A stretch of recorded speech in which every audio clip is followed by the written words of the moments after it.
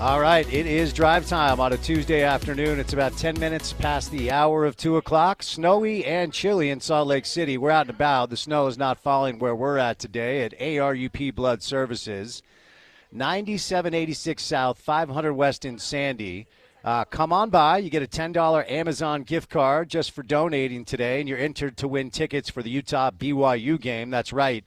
A chance to win a couple of tickets to see the big rivalry game coming up on Saturday night. They're also entering to win some Jazz Lakers tickets. We have some Utes versus St. Mary's men's basketball tickets. And we got to get more red out here than blue today. So come on out. ARUP Blood Services at 9786 South, 500 West in Sandy. They've got another location in Research Park, 565 Comus Drive in Research Park. We're going to be here until 6 o'clock tonight. All right, busy show today. A lot to do on the program. Of course, it is rivalry week. Anyone talking into a microphone, you're going to have to say that a couple of times, or else you'll be Daffy Ducked. We have the NFL trade deadline, which has been surprisingly active today. The Utah Jazz won a basketball game last night in Chicago. The Utah men got going last night with a big win. The BYU men will go tonight. And obviously tonight is a big night. You're going to hear some results that you might not agree with, accept them regardless.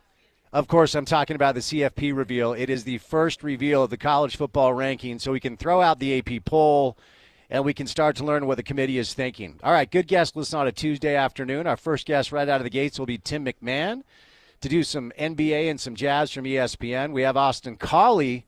That's right. A little bit later on, magic is going to happen on the program today. Riley Jensen played quarterback for BYU and Utah State will stop by. The entire 3 o'clock hour will be Scott Mitchell. However, Scott showed up early and on time. Well, I heard it was a BYU-Utah rivalry thing, so I had to show up, right? Okay, yeah. Blood drive. We love blood. It's amazing what it does. Saves a lot of lives. I personally had experiences with this, so it's a good cause. Good to be out here. It's election day. Are we allowed to actually ask people if they vote? Like, is that a kosher question? I think that's fine. It's okay to ask. I think it's okay to ask if you voted. Anything beyond that these days feels like it would set off some nuclear reaction. Sure, yeah. So maybe like, did you vote? And we'll just leave it there. Did you vote? I did. Did you? I did. Okay, yeah. Who'd you vote for? Just kidding. All right, so Scott's along for the ride. ARUP Blood Services. Come on by and say what's up. It's 9786 South, 500 West.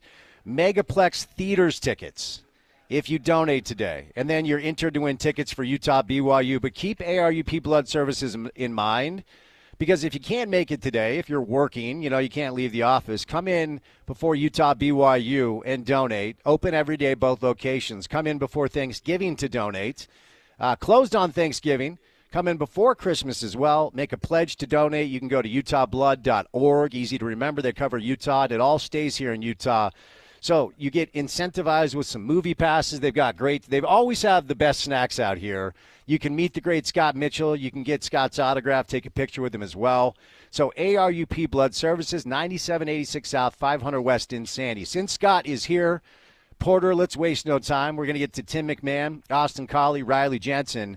But on a Tuesday afternoon, brought to you by good friends at Standard Restaurant Supply, your tailgate headquarters. Head on down to their convenient location in Salt Lake or check out standardrestaurant.com on a Tuesday. It is time now for your opening tip.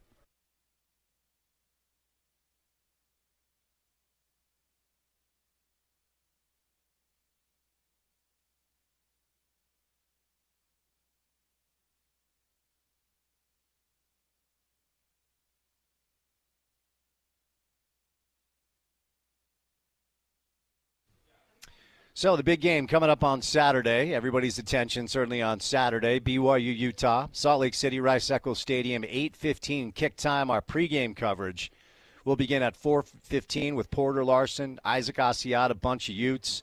The line opened up at 5. It moved to 4. It settled at 4 for about 38 hours.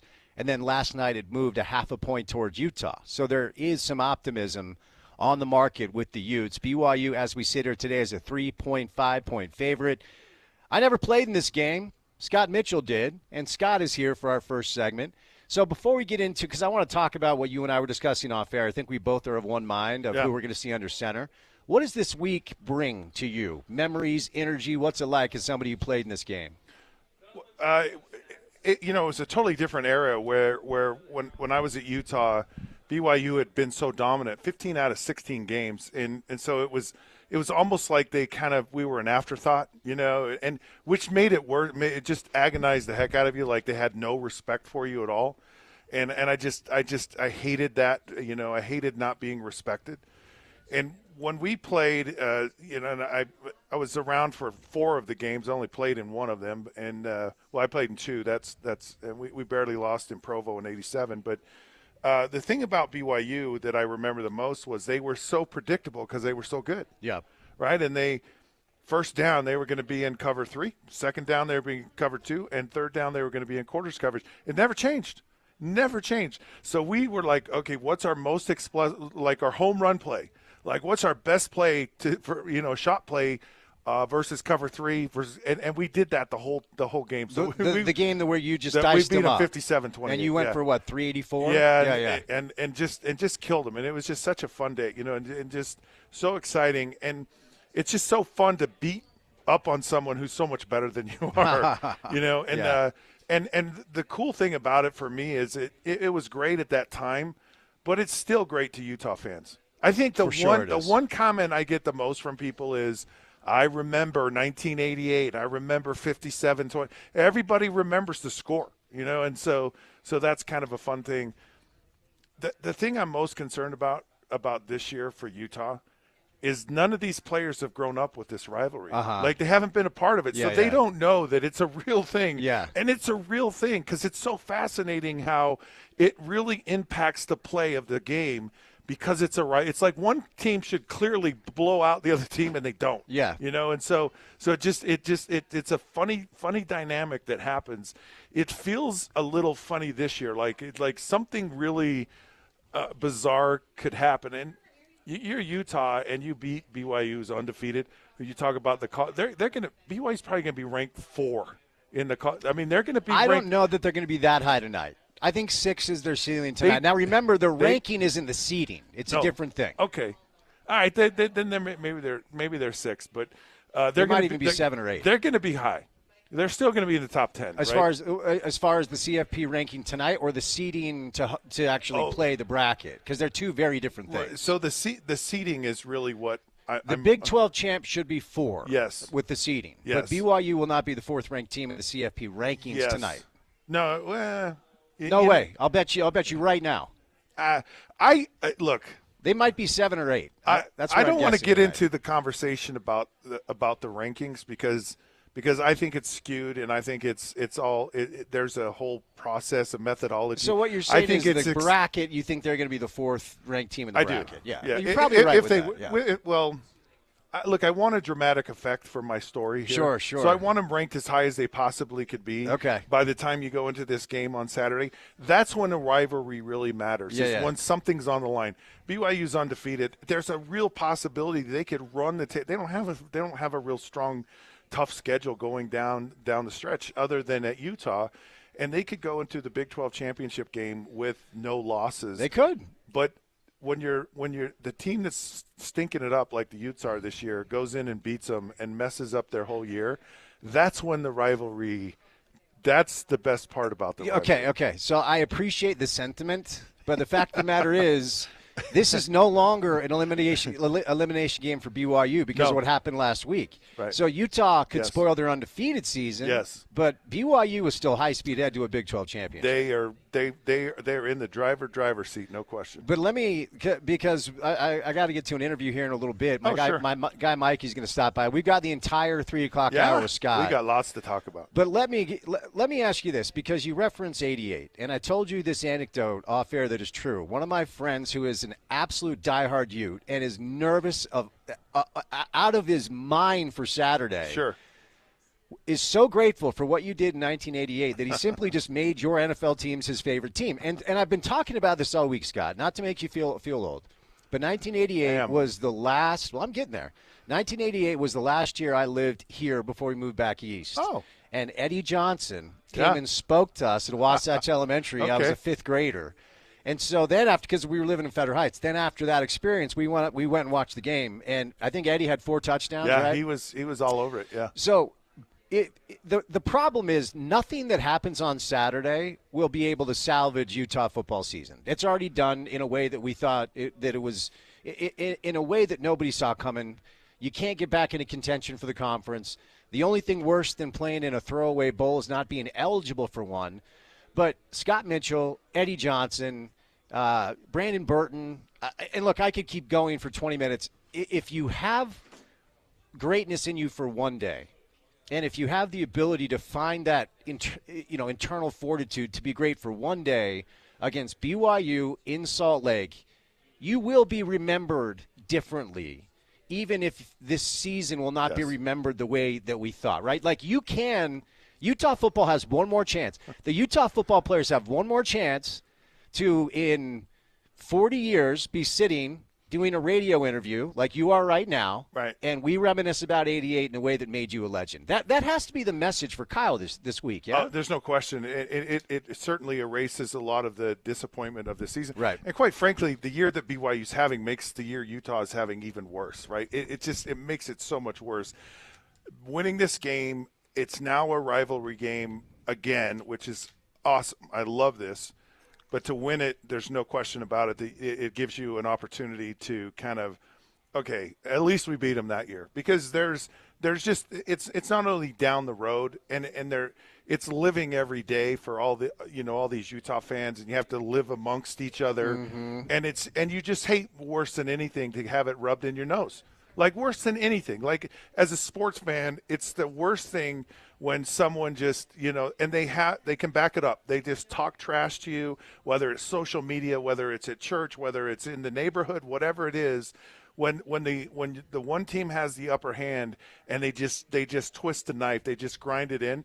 So to be able, no matter what happens, like if you win this game, you always have that, regardless of what's going on. I remember, Utah loses to BYU, I think in 2021, and of course, Utah goes on to play in the Rose Bowl and win the Pac-12 championship, and it's like BYU still had the upper hand, even though Utah goes to the Rose Bowl, because this would be because they beat them that year, and it's kind of the same. It's kind of the same type of thing. It's a fascinating dynamic. And it's such a redeeming opportunity to have just win this one game. If you can just win this one game, it's gonna cure a lot of the ails that you have right now. Just if Dorian Singer goes for $150 and 3 touchdowns and they win, like they could lose the rest of the. And Dorian would always be the guy from this game that helped them beat BYU. Yeah. All right, before we catch a break, we got to bring on my guy Mikey, and we'll get back to this in the 3 o'clock hour. Now, real quick, one question for you before we catch a break. Yeah. When I listened to Brandon Rose's media yesterday, yes, he sounded like a kid that's talking like he's starting a quarterback. Yeah. And I hope so. Okay. And I believe that's actually going to happen, because he was different. It was different when he was in the game. It was significantly different. And he's the most, I was thinking about this. He's the guy that's been in the program the most. He's had the most experience. But there's also a physicalness to it. There's a he has a more mature body, and that's one of the things. Isaac Wilson's just a little kid still, yeah. And just sitting in the pocket, is kind of a tough thing. So, yes, I believe, because Utah doesn't care right now. We don't care about the future. We care about winning this one game. It's Saturday night. If we got to put this guy in, let's do it. All right, more in the 3 o'clock hour with Scott. He's going to sit with me for the entire 3 o'clock hour. Coming up next, we're going to do some Jazz basketball. Jazz got a win, baby. Went to Chicago and got a dub. Tim McMahon will stop by. We'll talk about what this season could look like for the Jazz. Then we're back to college football, well, really the rest of the show. Scott Mitchell, Austin Colley, Riley Jensen. But we're live today, ARUP Blood Services. Come on by and say hi. 9786 South, 500 West in Sandy. Mikey in a kilt stops by. What's up, Mikey? Hey, we like to be classy here. That's like. Not to mention the Utes tie, though. I mean, this is important, right? The Ute tie looks good, We're but representing. you didn't get that at some Halloween costume store. That's a legitimate kilt. Heck no. This was a year's worth of Domino's pizza tips. That a guy. All right. Yeah. So, University of Utah, ARUP Services, of course, there's a tie there, and we're here as the home of the Utes. We're going to have a show here that's kind of BYU-centric. We're doing a little fun rivalry thing. What's the tie with Utah and ARUP? Yeah, so ARUP, we are owned by the University of Utah. So every bit of blood that we collect stays here locally in our own community. Everything we collect goes to university hospitals and clinics or the Huntsman Cancer Hospital, but it all stays here. And so Yeah, and plus blood's red, right? Blood is red. Yes, it better be. If you come in and it's not, we might have a different follow-up appointment for you. So talk about, I mean, if people haven't done this before, what's the process like? Is it easy to do? Oh, it's so easy to do. It only takes about a half an hour in and out the door, maybe just a hair longer. You come in, bring a photo ID. It helps to be well hydrated. You go through a little registration process, answer a questionnaire, a little mini physical, make sure that you're feeling good and you're not going to become a patient. And then needle's only in your arm, maybe 5 to 8 minutes. All right. And then you get snacks. And Good snacks. And you guys, I used to come here, 3 or 4 times a year with our guy Lance. Your snacks are top shelf. Oh yeah, we don't spare any expense. Okay, so before I set you loose, let's end with this one. Simply, how can people donate? How can they get involved? It is so easy. We have 2 donor centers open 7 days a week. One up in Research Park by the U of U. The other one is in Sandy, about 9800 South and 5th West. You can find addresses and hours at our website, utahblood.org, or you can give us a call at 801-584-5272. Mikey, thanks, man. We're going to chat all day long. That's my guy Mikey out here at ARUP Blood Services. So come on out, donate. You get Megaplex Theaters gift cards, and then you can enter to win tickets for Utah BYU. They're giving away Jazz Laker tickets. You can enter to win Jazz Laker tickets, and then the Utah men taking on St. Mary's. So if you don't have Utah BYU tickets, you want to do some good today. As Mikey mentioned, all the blood stays in our state. They're the sole provider for the University of Utah and the Huntsman Cancer Institute. So we need blood. We're asking for the help, and we're kind of having a fun rivalry tied to it at 9786 South, 500 West here in Sandy. If you can't make it out here, stop by 565 Comus Drive in Research Park. All right, Tim McMahon joins us coming up next. Do a little jazz, a little NBA. Scott Mitchell will hop back on the mic for the 3 o'clock hour. Austin Collie, Riley Jensen will say goodnight at 6 o'clock on a Tuesday right here on ESPN 700.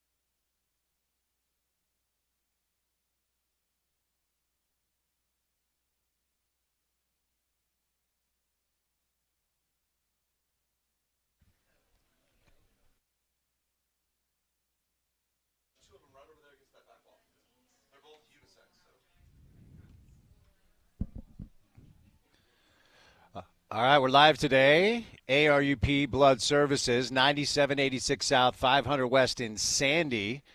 Come on by to donate blood. They're the sole provider for the University of Utah and the Huntsman Cancer Center. And you get Megaplex movie passes, and then you're also qualified to win tickets for Utah BYU football coming up on Saturday night. We'll get back to a little college and pro football in a moment, but let's do some NBA because the Utah Jazz are on a tear. Jazz got a win last night. It's their first win, baby steps. Tim McMahon, Tuesday afternoon. Tim, happy Tuesday, buddy. How we doing? Howdy, partner. How are you? We're good. We're good. And look, I mean, this is going to be a difficult year for the fans. It's going to be a difficult year for our conversations because we could be very reductive and say they finally have a plan. That plan is to lose all year. So let's just start big picture because I feel like the best time to do this would have been 2 years ago, but the second best time is now. It does feel like they're leaning into a full rebuild. So from an overall standpoint, where are you at with the Jazz right now? Well, I can just tell you it's been a difficult year for our conversations every year that we've been having these. Touche. So well said. That's not, Yeah. Now, look, the Jazz are just as good as the Milwaukee Bucks. They're just as good as the Philadelphia 76ers. I don't know why you want to put this kind of spin on things. They are just as good as two teams that were expected to be contenders in the Eastern Conference. So, let's pump a little sunshine here. Okay. In all seriousness, I do agree with you. Like, hey, the rebuild was, they were too good for their own good for the first 50-plus games of the last couple of years. We understand that. Again, we've talked before.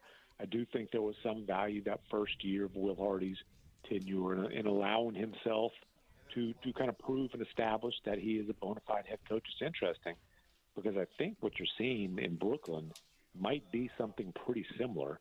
And I would say there should be even more urgency in Brooklyn to bottom out this year, given their pick situation. Still owing a swap to Houston a couple drafts from now. But this is to get the kind of talent that it's going to take for the Jazz to really turn this thing around. It's going to take a really rough year or two, and certainly this is going to be one of those. Now, having said that, you don't want to be in a situation where you're opening the season with a double-figure losing streak. You don't want double-figure losing streaks. You do want to be able to sprinkle in wins just because you don't want this to be some kind of extraordinarily, for lack of a better word, depressing situation. You do want the development of the young guys to occasionally be rewarded. And, last night was certainly an example of that, although, John Collins might have been the best player on the floor. Yes, and I actually wanted to talk to you about some of these dynamics here because there are people that are wondering whether or not the Jazz are going to make any moves, and if they do make moves, it won't be to get better this year. And John Collins might be like the perfect guy to have on the roster because you have to pay somebody, and he can give you big minutes, and he's making $26.5 million, and he's not very good most of the time. But whether it's Collins or Sexton or Clarkson or any of these vets outside of Patty Mills, okay, they're not moving Patty Mills. But do you think there's any value with the vets on the Jazz roster, and do you anticipate them maybe making any movement? Or is this kind of like the perfect type of veteran group to have on a team that's really not serious about winning right now? Well, I mean, look, they're going to be listening to offers, and certainly that stuff's not really intense right now. Obviously, it picks up the closer you get to the trade deadline. The one thing I can tell you is they're not going to incentivize anything. And Collins is probably tough. Correct me if I'm wrong. I believe he still has another year left in that contract. Because of that, that's probably it is tough. a player option, Tim. I'm going to go ahead and I'm not breaking news here, but I'm going to suggest the strong possibility that player option will be picked up. So it's probably correct, yes. But, hey, I could see a guy like certain Sexton, Clarkson, teams that are looking for, scoring punch off the bench, good teams come, around the time before the trade deadline. I could see those being a couple guys who might have some interest in the market. Like I said, the Jazz will absolutely be listening, probably even shopping those guys as that time comes. But It's not like they are in the way right now. And Collins, unfortunately, they do kind of need his minutes. And, the plan coming into the season was he was going to basically be the backup center. And unfortunately, Taylor Hendricks, who is going to play a lot of minutes, is not going to play anymore this season. Lowry Markkinen is not a long-term thing, but he's out right now. So Collins played a lot of power forward, and I will say Collins playing well at power forward. It doesn't hurt the possibility that he might be moved before the deadline. I don't think it's likely just because of the contract with them. We'll get back to the Jazz because I want to ask you about Taylor, but we have some breaking news that I'll get your reaction to, Tim, in real time. Joel Embiid has been suspended for 3 games by the NBA. It's going to cost him just over $1 million. The suspension will start with the first game that Embiid can play. This is according to a tweet I'm seeing from Bobby Marks. Obviously, it's the situation with the reporter in the locker room. So what's your take? The NBA suspending Embiid for 3 games. Yeah, look, the NBA had to issue a suspension. I'll be honest with you, I am surprised that it's 3 games. I wasn't obviously in the locker room, but you have to set the precedent that players, no matter how upset they are, can't put their hands on reporters. But I don't think this was some extremely violent situation. And, frankly, I can empathize with Embiid as far as why he was so upset. This was one of those situations where nobody was right. The columnist wrote something that was, I understand why Embiid felt like it was a completely unnecessary and out of bounds personal shot. To bring up, if you're going to be criticizing a player, to bring up family, especially a deceased younger brother, his young son, that's poor taste. But, the 2 wrongs don't make a right thing certainly applies here. I thought 1 game would have set a precedent and gotten the message across. I thought 3 games was pretty strong. But, that's what the league office came down on. So moving back over to the Jazz, and as you referenced, just the horrifically sad scene that you and I talked about last time you joined us real quick with Taylor going down for the year. So I already asked you about that, and there really isn't any new information. You just are gutted for the kid. But I was curious to see what Will would do with essentially 28 to 30 minutes at his disposal. And he has gone to Cody Williams and Kyle Filipowski. He's not upping. We're seeing a little bit more Eubanks type, but in the starting lineup and the guys that are playing the majority of the big minutes, it's Cody Williams, it's Kyle Filipowski. You reference marketing, kind of a day-to-day thing. I just anticipate that we're going to deal with that all year long because I believe, Tim, this is all intentional. Obviously, you were tongue-in-cheek about the bad starts for Milwaukee and Philadelphia, but do you believe that now the plan is very, very clearly in place where it is – and look, NBA front offices, they'll sometimes say things and you get a little hint. Like they're not going to say we're trying to lose. They're going to say we're trying to develop young players. So do you believe the losing is by design this year? Yeah, I believe that the Jazz have recognized that floating around the 9th or 10th pick in the lottery is not a way for them to really turn this thing around. So, call it what you want.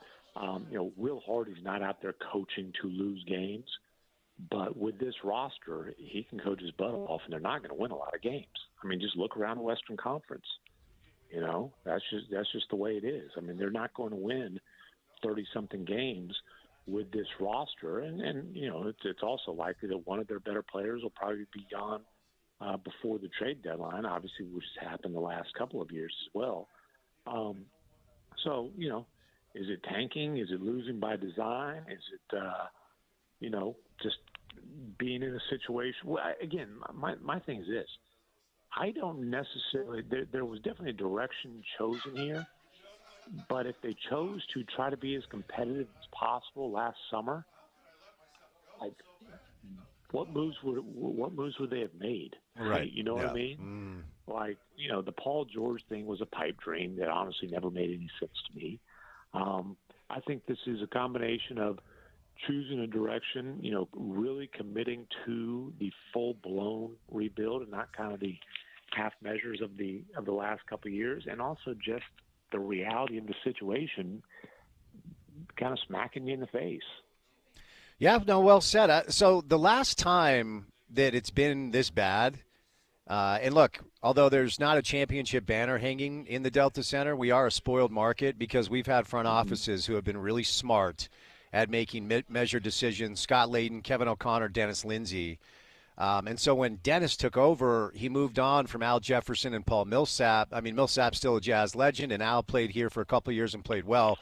So 2013, 2014 Jazz basketball is when they started. It was like 1-13. And the young players on the roster, Trey Burke, rookie, Alec Burke, second year, Derek Favors, third year, Enes Kanter, second year, Rudy Gobert, rookie, Gordon Hayward, third year. And I'll just stop there because those are kind of the Cody Williams, Keontae, Filipowski, hopefully eventually Taylor Bryce Sensabaugh group. And then which one of those players popped? Obviously Gobert did, Hayward did, Favors did, Alec kind of did, Trey never did. So they went like 4 for 6, we'll call it. So out of these young players, who do you think has the best chance of popping the way Hayward and Gobert and those guys did that could be around the next time the Jazz are actually really good? Well, you didn't mention Walker Kessler in the young group. Yes, of course. I will, and the Jazz do include him in that group. I think he's 23 years old, obviously a third-year guy. He's also the guy who I think has shown the most and has the best odds of becoming a, I don't know, foundational piece. Might be a little strong, but maybe not. I think he's going to be a really good, starting big in the NBA. Certainly a defensive anchor. We've talked about, hey, the guy did not build on a strong rookie year. Last year, you could argue he regressed a little bit. Certainly he didn't take strides forward. But the way he responded to that was by working his butt off. I think he, feels a lot better physically. I think his confidence is much higher. I know Will and the coaching staff are extremely happy with the work that he's done going back to the end of last season. And I think, although they're not winning games, I think he's played well this season. And then, honestly, the rest of the guys, I don't know. Keontae George is in the starting lineup. Last night played really well. It's been a pretty rough go for him so far this season before that. I am skeptical on him being a full-time point guard. Maybe he ends up being a Jordan Clarkson type of bench scorer. We'll see. But look, this year, even next year, a lot of this is going to be about figuring out which ones of these guys are potentially part of the long-term future and which one of them aren't going to pan out. Because like you said, they're not all going to pan out. Nobody, if you shoot 50% in the draft, especially with these picks that are, in the teens, some of them even in the 20s, that's doing pretty well. So, player development is also, it's figuring out which ones aren't worth continuing to invest in. And that's going to be part of the process over the next couple of years for sure. And certainly Hayward Favors both third-year players on that team, so Walker should be included in the group. 10 points, 12 boards, 3 blocks. So to me, his start is one of maybe 2 or 3 bright spots. And I cannot come on air every day and blow smoke when this is just going to be a rough season. But you reference Keontae now. The last time, Tim, that Keontae made shots at high clip, he was a high schooler because he didn't in college. He didn't his rookie year, and he hasn't so far this year. He was really good last night. But essentially, we have 2.5 years where the splits are like 38% from the floor and like 30% from three. He's only 20, but at what point does that sample size become so big where you're concerned about simply his inability to make shots, as simple as that sounds? I mean, you can be concerned about it now, but you're not going to pull the plug on, you're not going to pull the plug on him. Like, you're going to at least see it through this season, I would think in the next season. In fairness to him, he didn't come into college or the NBA with like a physically mature body. I do think he's improved his physique, over the summer. And the other thing is he's learning to play point guard in the NBA. Not just how to play point guard in the league, but how to play point guard, period. And that's a pretty massive challenge. So I would give him, it'd be a different situation if he was drafted by a good team. If he's drafted by a good team, he's probably not getting minutes now. but that's not the situation he's in. So I think you've got to be patient and give him a little bit of grace. Yeah, for sure. And to your point, they're only going to play youngsters. All right, moving away from the Jazz here. Let's talk about your take on the latest Everyone Hates Rudy story. Christian Brown smashes on him. And, you know, I have always been a stand-up for Rudy guy just because I saw how great he was in this community. I was over there when I was working for the Jazz Radio Network when he was with the Jazz. But there are some times where you just kind of can't stand up for him, and you start to make allowance. I still think it's bullying. I still think it's rude, and I still think he's a good dude. But it seems like this time around, most of the people were not necessarily backing him up, even the ones that typically do. Is that fair?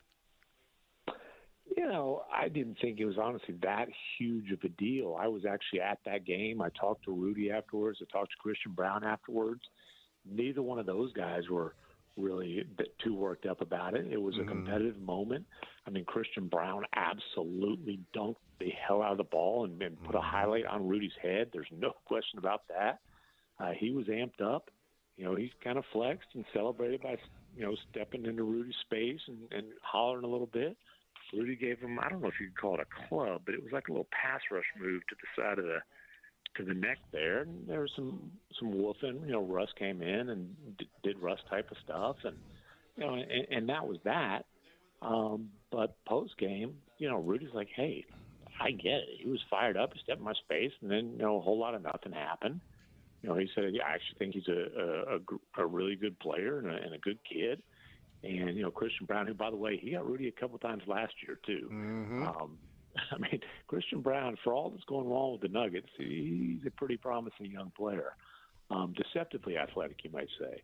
But he said, hey, I got so fired up because Rudy Gobert is one of the best rim protectors in the league. He said the best rim protector in the league. And his take was actually he regretted his celebration, not because of, the disrespect or whatever, but he's like, dude, I cost my team momentum.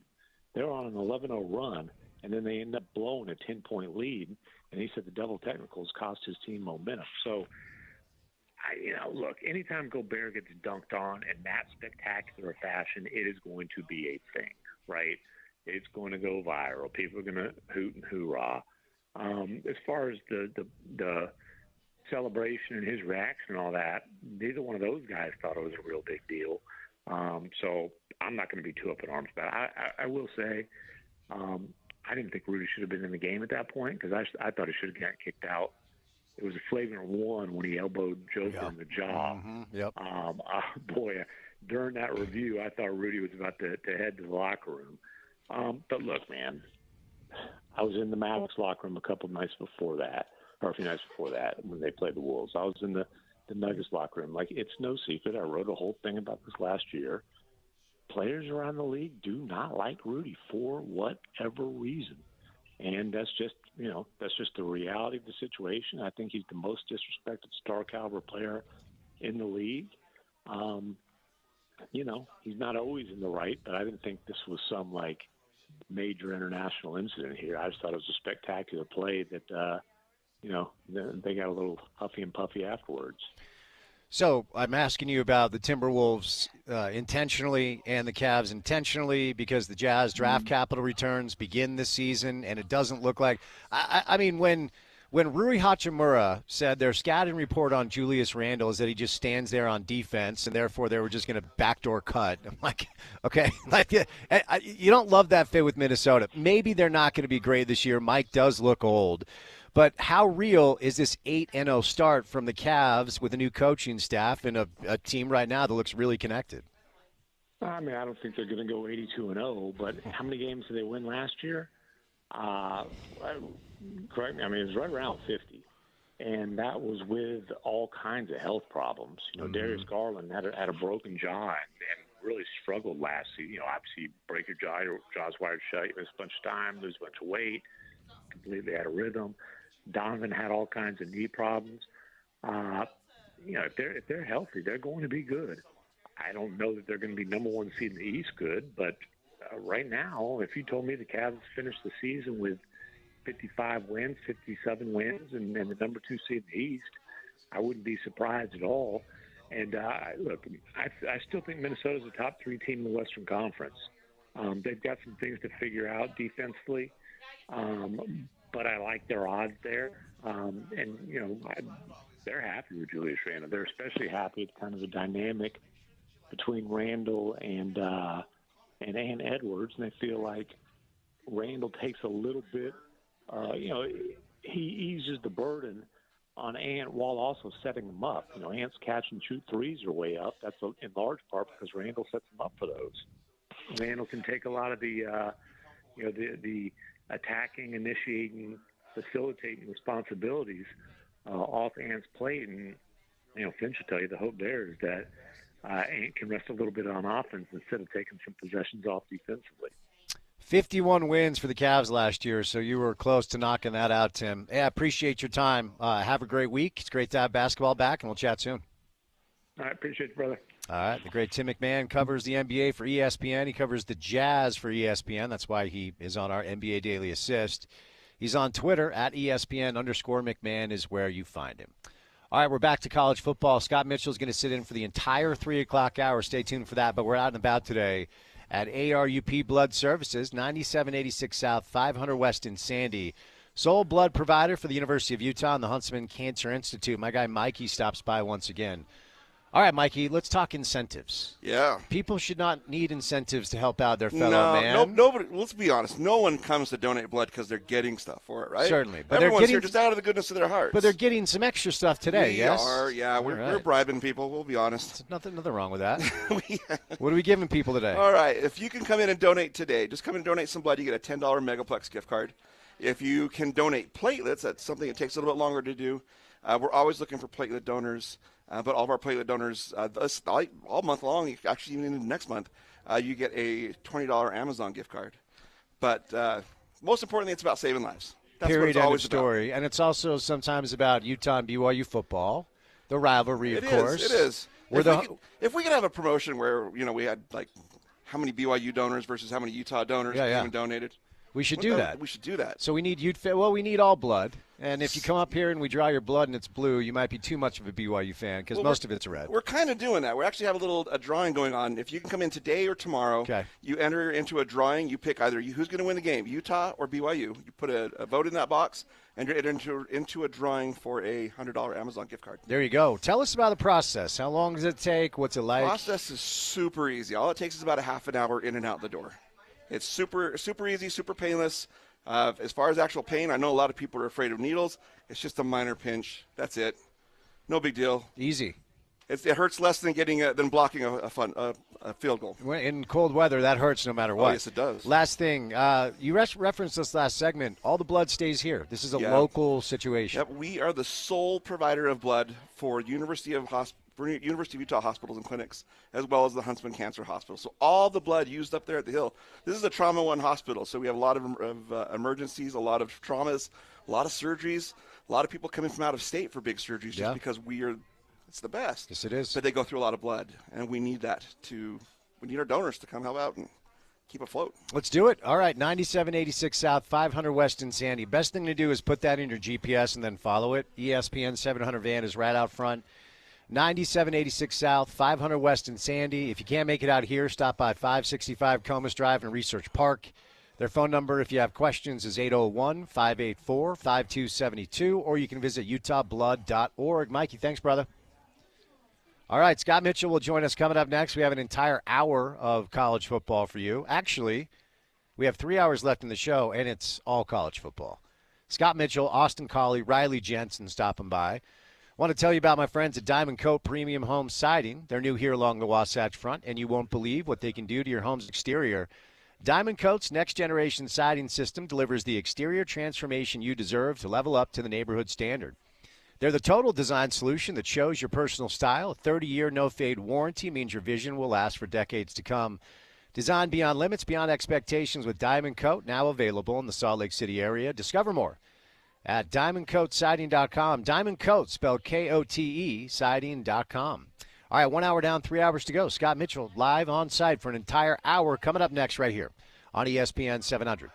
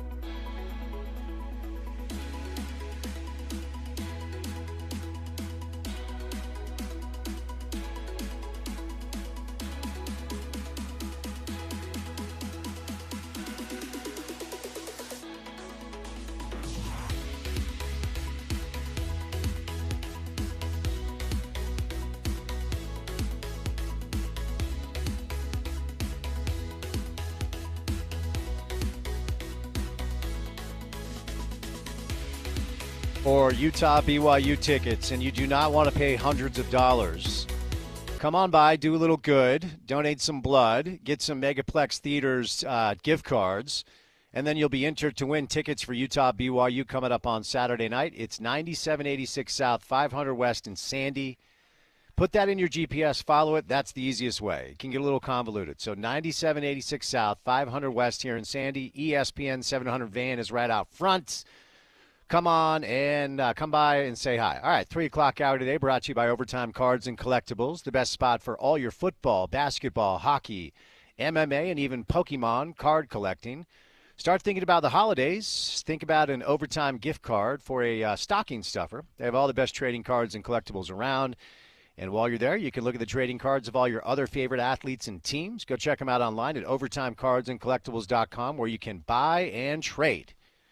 Breaking news, Joel Embiid has been suspended 3 games for shoving a columnist. Scott Mitchell, what's the closest you ever came to shoving a columnist?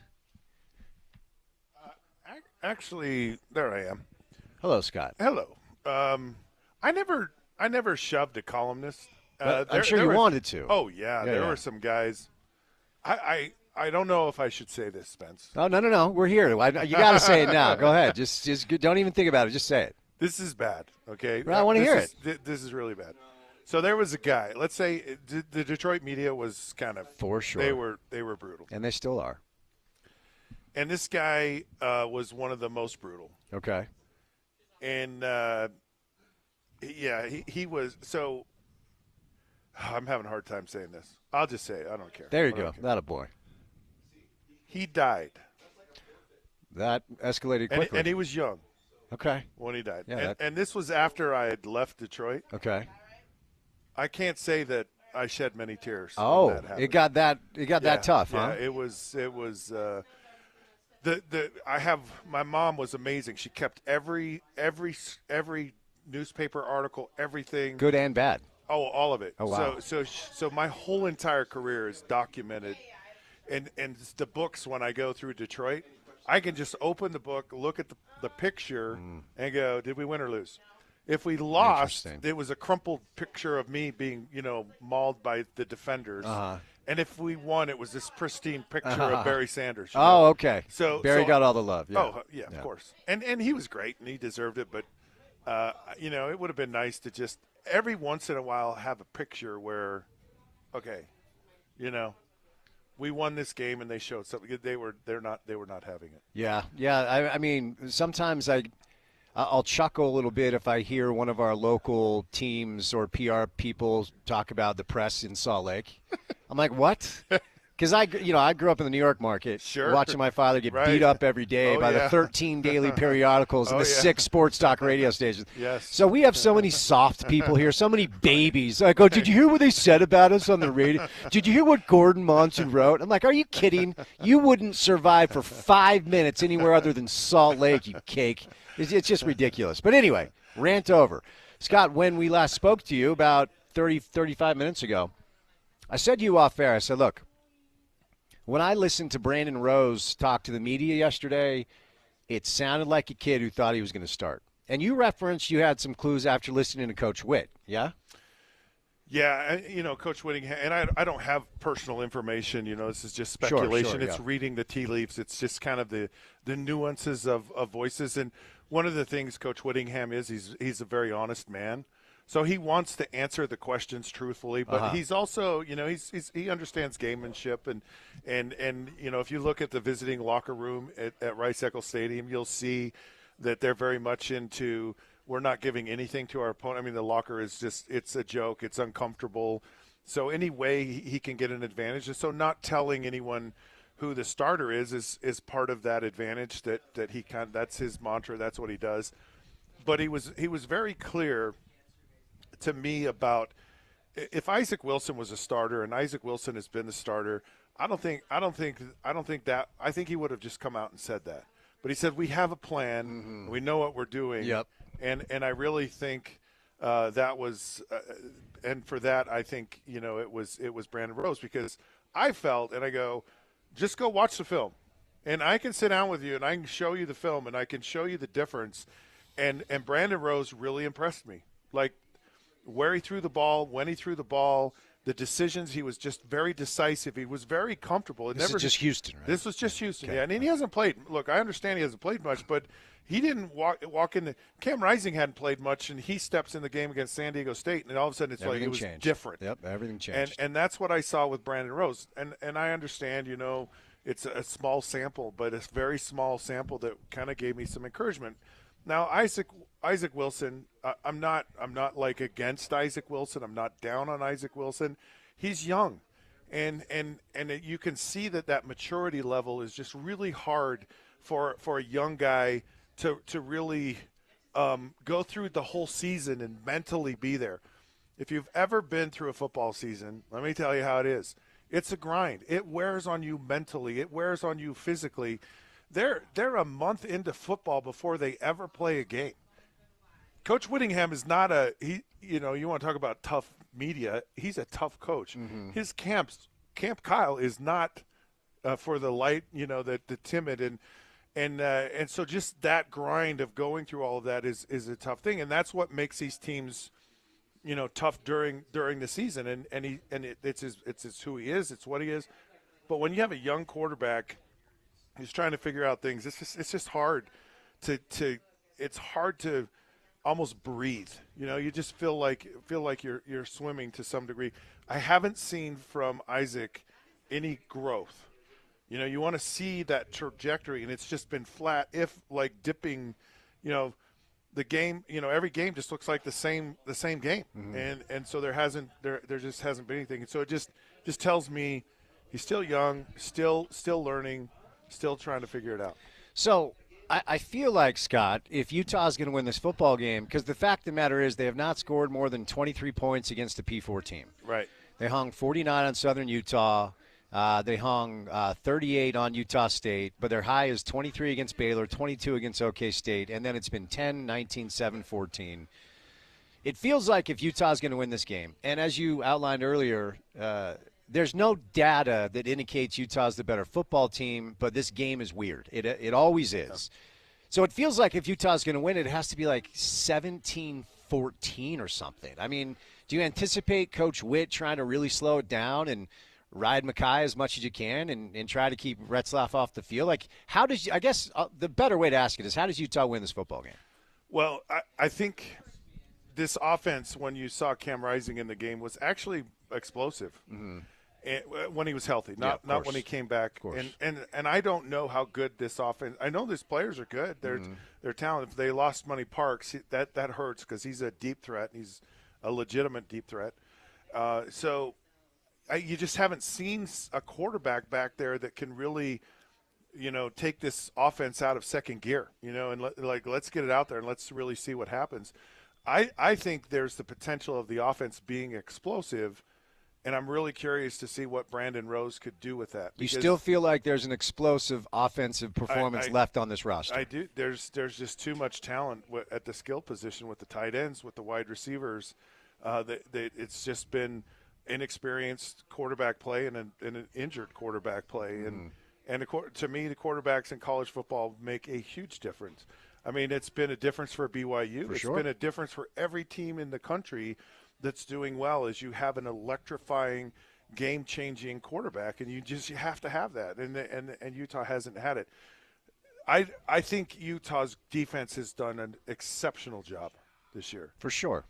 But you got to have, I don't think 17 points, I don't think having a defensive battle, I don't think it wins the game for you. I think you've got to be explosive. You've got to be in the high 20s to maybe 30 points if you're going to have any shot in this game, if you're the offense. And we don't know Brandon Rose. We know what would happen if Isaac's in there. It's probably not going to happen, but maybe you get a little explosive with Brandon Rose. Who do you think the best defense is that Utah's seen so far this year? Houston. Okay. Houston was actually they were one of the top defenses in the country. But this is hard too. It's hard because every defense that plays Utah plays them a certain way, right? They load the box. They dare Utah to throw the football. I mean, Oklahoma State did it. Arizona did it. Arizona State did it. Every single team except Baylor, because Cam was under center. Yeah, right. And they all just said, we're going to crowd the box. We're going to be really aggressive, play downhill, and so you do a lot of run blitzes, so you get that early penetration, so the run game just gets blown up. Because we don't care. Like, we'll throw caution to the wind because you're consistently not going to beat us on the outside. And the defense has kept the offense in every game, and Utah's done nothing to scare defenses out of that look. It's like every week I just see the same thing that's going to happen. But I really thought of all the defenses that probably the best was Houston. Yeah, and look, they just beat K-State. I mean, I asked the question because, I was prior to, I would say, the TCU loss, I was the radio host holding on to the final branch before I hit the ground, and it felt like everybody else's face was in the mud because prior to the TCU loss, everything was still on the table. You can get in with 2 losses. Yep. You have a schedule with head-to-head with other teams in front of you, and now – I just have to be honest, my optimism for any sort of explosive offensive performance, Scott, is not here today. Yeah. Which is why I posed the question, because it feels like if Utah's going to win, John P's 4 and a score, defense scores, they turn BYU over in a way they haven't turned anybody over all year.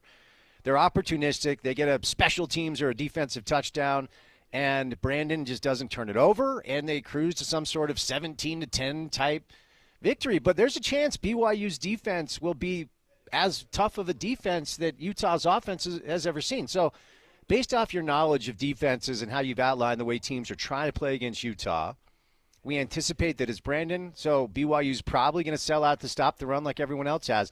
You're Mike Bajakian. How do you take advantage of that defensive attack and score some points in a way that we haven't seen in a while? Well, for me, everything always starts at first down. I mean, it's just you have to start there, and so you have to be willing to get explosive on early downs and the early part of a series. There's just something about you get off to a good play, a good start in a drive, everything just get a little confidence, flows. Flows. And with a guy who can throw it down the field, a guy who's willing to throw it down the field, and the play action game is such a big part of what Utah has done in the past. It gives you those chunk plays. So there are some play action parts to the offense that I would incorporate. But I would be willing to open it up on early downs and throw the football. And I keep saying it. I feel like I'm a broken record with this, but I mean the tight ends have been so massively underutilized. Yeah. And there's just a lot of confidence building plays that tight ends bring to an offense that if you'll use it, they're there and they're open and they're high percentage easy throws that they might be a 7 or 8 yard catch, which turns into an 11-yard gain.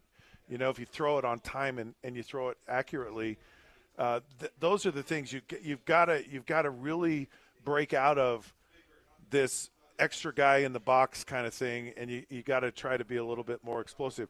The answer last week was, early it was just like we're going to throw screens, and it worked once or twice, and the bubble screens, the one to Keithy worked, but then the rest of the game, that it didn't work at all, but I just really think Brandon Rose brings an element of being able to throw the ball down the field and his ability to actually run decisively when things aren't there, maybe that key that kind of unlocks this offense just a little bit. I want to go back to something you referenced in our first hit to start the show, and just to throw a few names. We talked about a few of these earlier.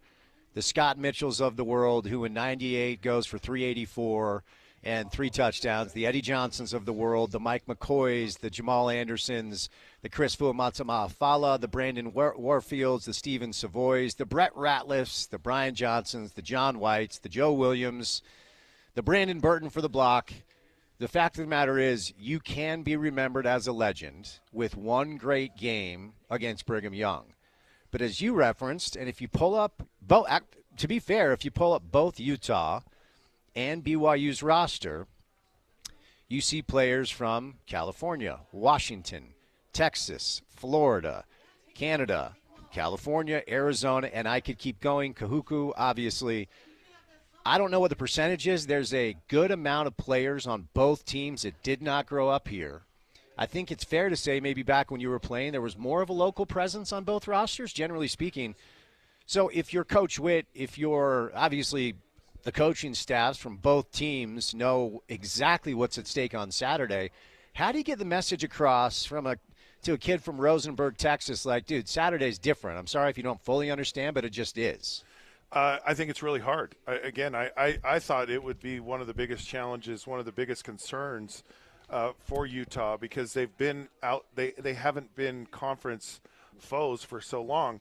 And you can be from a different state, you can be from a different part of the country, but if you've been conference foes for a while, that like it matters. Yeah. I remember interviewing the players from USC in the Pac-12 media days, and they're like, do you like having that late season game against Notre Dame? Because it can really, and they're like we would never give that, like that game means so much to us. Right, yeah. And so understanding and being in the thick of a rivalry that matters, I don't care where you're from, it'll matter. Right now, they just haven't been conference foes. And I think, and for that, I think BYU has a harder challenge because they have so much more to lose, and so there's so much more pressure on BYU in this game. There's like no pressure on Utah. It's just like the expectation for people is Utah's going to lose this game. Like the expectation is there is no expectation. And where with BYU, it's like, man, you better not lose it. You can't throw away this amazing season just by losing to them. Yeah. Right. And there's that pressure that's built in there, and that's when things get funny, because then the players, you play tight, you play, out of the, like, don't lose this game mentality as opposed to let's go win the game mentality. And that's when you start to see the mistakes. And that's where I think Utah has the advantage in this game is when the pressure really is all on BYU to play well. So let's continue the quarterback conversation, but let's switch over to what you've seen from Jake Retzlaff, who last year in 4 starts lost all 4 of them. And I watched every minute of those games. He made so many errors, not just the ones he paid for. He had throws that should have been picked off. He had fumbles that were recovered by his own team. It was a comedy of errors of sorts. Obviously, that kid put in some serious work. I was told that it really wasn't a QB competition. A-Rod thought Jake had put in the work in the offseason. They'd seen enough raw potential. Now, to your point about Utah's defense, if you're a Ute fan, here's why you should be relatively optimistic. The problem is Utah football, for everything you said about their D, because most of the numbers indicate they're a top 2 or 3 D in conference, except for 2. They don't get to the quarterback and they don't force turnovers. But for all of Jake's brilliance this year, there are still 3 or 4 moments every game where you're like, that should have been picked. Yeah. You should have paid for that. So he's been really good. I'm not knocking on him. Right. But if you're Utah's defense, are those Jake And you go, well, we haven't turned the ball. We haven't got turnovers a lot. We haven't got to the quarterback.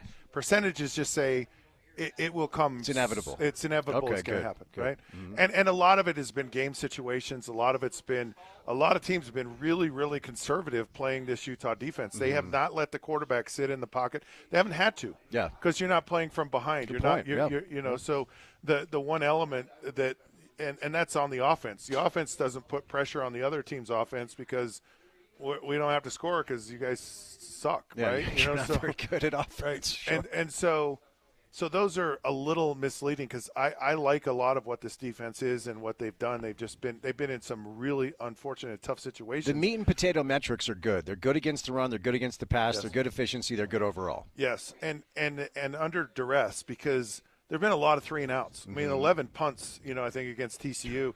And you get tired. You get worn down in a game, and it's hard to stay at that high level every single play, every single series. And that's why you see kind of these big plays that happen from time to time because someone just got tired and they just didn't quite get to their gap where they're supposed to be. And that that's just the product of just being tired.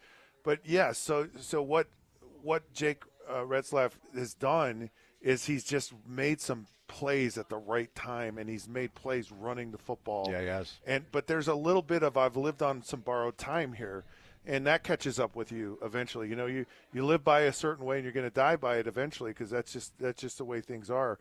And that's to me the pressure of this. Can you create enough pressure about this game? Can you put enough pressure on him to where he's gonna give you a turnover? Because I think turnovers are going to be a huge part of this game. They always are, and I think a lot of it is because of that weirdness and that extra pressure that happens in this game. to me, it's about stopping him running more than it is stopping him throwing the football. And I think if Utah can do that, they're going to have a chance. To me, I think your defense is going to give you a chance no matter what. I think they're really going to give them a chance if they can do that. And it's just, can the offense produce enough? Can you find other opportunities? So maybe you play a little bit more aggressive on defense to try to get interceptions. Maybe you open up your special teams to try to, hey, let's get a return somewhere, somehow. Let's go after. And Utah did that a little bit. They went after the punter a couple of times in the Houston game last week, because you got to figure out, somewhere to manufacture enough offense. But the quarterback, to me, really, it's at BYU is everyone's just playing with a lot of enthusiasm. They're just playing hard. Yeah. I don't know that they're extra special talent-wise or whatever. I don't know talent-wise. I don't know that it's very different across the board in the conference. But they're just having fun playing football. They're energized. They believe in what they're doing, and that you find ways to create opportunities on the field when you play like that. One more thing for the segment, then we're going to grab my guy Mikey here. So I referenced when you were playing, it felt like there were just more local players on each roster who got it, but they weren't all local players. No. So what was it like for you, as somebody who was a local, to explain to your teammates who didn't grow up here what this game is actually like? Okay, I have a funny story. Let's hear it. So someone from BYU painted the U blue. Okay. Right? And our players did not like that. Right? And so some of them were going to go down and they were going to paint something red in Provo. Okay. And they were players of color. And I said to them, understand your enthusiasm here, but you're going to stick out in Provo. Maybe don't do that down there. Yeah.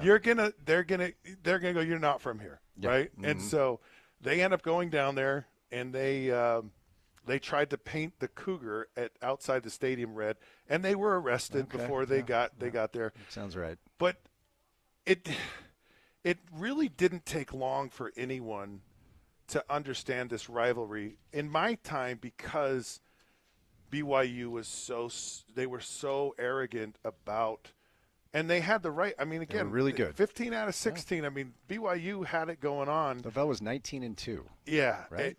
Over 21 years. Right, and so no one took that lightly. Whether it didn't matter. It wasn't hard in that game. It's like, all right, guys, you've set yourself out there. You better come out ready to play, and they did. And we actually lost that game. I think it was like 21-17 or something. It was in 1987. It was a close game, but we understood. Everyone understood the rivalry, and it probably meant more to us to win it and to play in it than I think BYU. More with Scott coming up on the other side. We are going to bring in Austin Collie today. Magic happens on the program. We also have Riley Jensen later on as well. But we're live today at ARUP Blood Services. My guy Mikey stops by once again. Mikey, what's going on, man? Just living large. It's snowing outside. It is snowing. Somebody texts me like, you might be outside. I'm like, well, then they might not have a remote. We're inside, which is good. All right, ARUP Blood Services. What do you want our listeners to know? We are headed into the holiday season, right? It's snowing outside. You start thinking about holiday travel, Thanksgiving, Christmas. These are some of the busiest trauma holidays that we see at the hospitals all year. And so, everybody's off on their way to grandma's house, but sometimes they end up in the hospital in an ER. And nobody thinks that it's starting off the day that they're going to end up in the hospital needing blood. We need more help from our own community to keep up with what is already being used, as well as be ready for this holiday season. 9786 South, 500 West. As somebody who's been out here maybe 40 times, I can tell you the best thing to do is throw that in your GPS and just follow it. 9786 South, 500 West.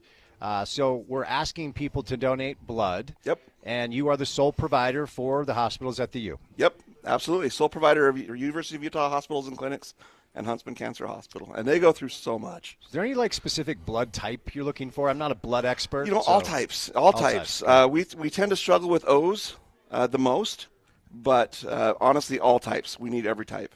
And if you don't know what your blood type is, there's a great way to find out. Well said. Come donate blood. We'll tell you. We should not need to bribe you to come out here. However, we're not above that. So what are we giving away today? Hey, everybody that comes in to donate this month, all month long, you get a Megaplex gift card if you come donate blood. If you come in today and fill out a little pick your winner for the football game this weekend, and you're entered into a drawing for a $100 Amazon gift card as well. There you go. All right, Mikey, you're the man. Thanks for stopping by. Thank you. Okay, it's ARUP Blood Services. In addition, if you don't have tickets for Utah BYU, come on out, donate. You're going to get that Megaplex gift card, and then you're going to be entered to win free tickets for Utah BYU. You also have the option of entering to win Jazz Laker tickets. Utah men's basketball taking on St. Mary's as well. So they got great snacks. They're really nice people, and we'd love to meet you. Scott's going to be here for another 30 minutes or so. So it's ARUP Blood Services, and it's 9786 South, 500 West in Sandy. You can call them with questions at 801-584-5272. You can visit them online as well at utahblood.org. All right, more college football with Scott coming up next on ESPN 700.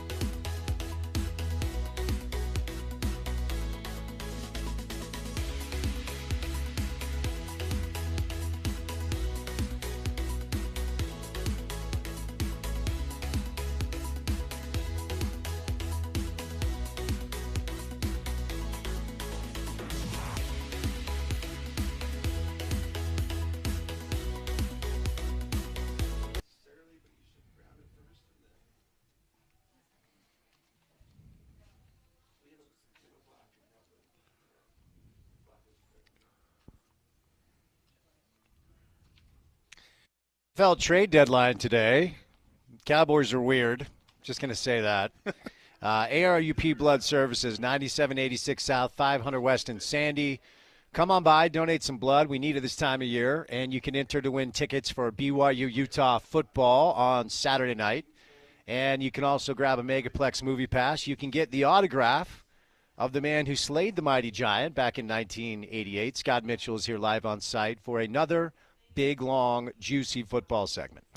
All right, Scott. So we are of the same mind that we do believe it's Brandon Rose over Isaac Wilson, as we've talked about.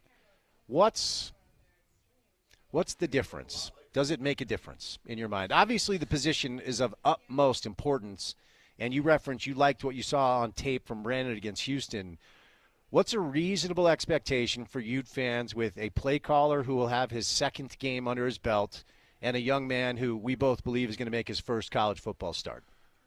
The biggest difference happens when the players believe, right? It's not so much the quarterback. It's all the people around you go, and there's a tendency to try a little bit harder, and it's not a conscious thing per se.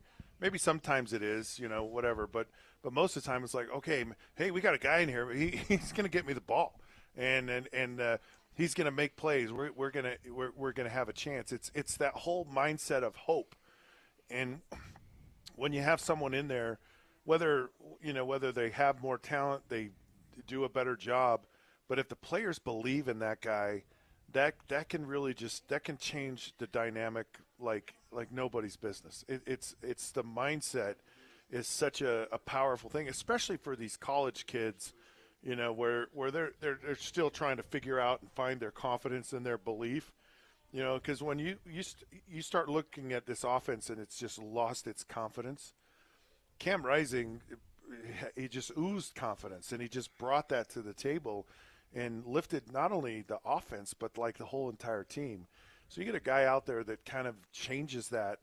Everybody, even the coaches, even the defense, even if you get someone, we got a guy in here, we know we can win, you're going to get a better, more consistent effort from everybody. So I want to ask you about the Houston game, and as you pointed out earlier, I mean, look, at this point, like this week, we were supposed to do our Big 12 power rankings. Yeah. And I'm like, let's kill the segment because I would say it's BYU 1, then everyone else tied 2 through. I don't know who's good. Yeah. And Houston just beat K-State, so maybe they've figured some things out. That was game 1 for Mike Bajakian. You played the position at the highest of levels. Did you notice anything different with the play calling? Did he put his own stamp on that game at all? I don't know that it was significantly different. Uh-huh. They ran an actual screen, and it worked. And it worked, Yeah. and it and so that was maybe a little difference, but everything else, because you don't want to just like fire sell the whole entire offense. You can't learn those players can't learn a new system. It's just impossible.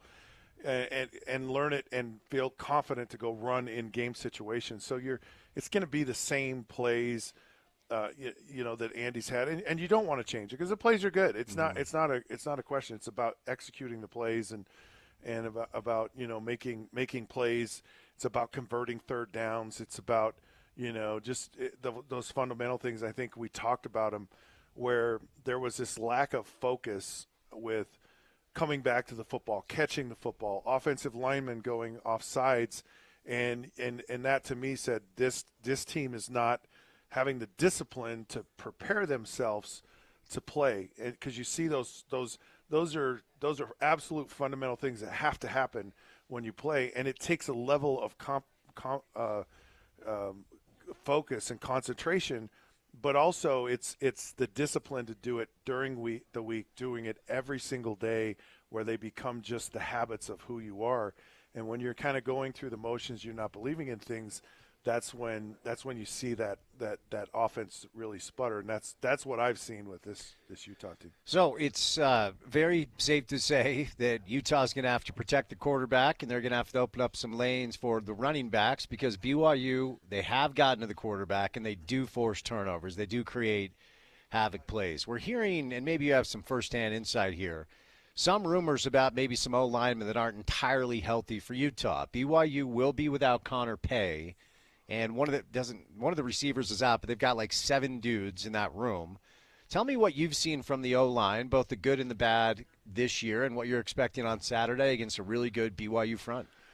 Really quick about the conference and who's good and who's bad and ranking everything.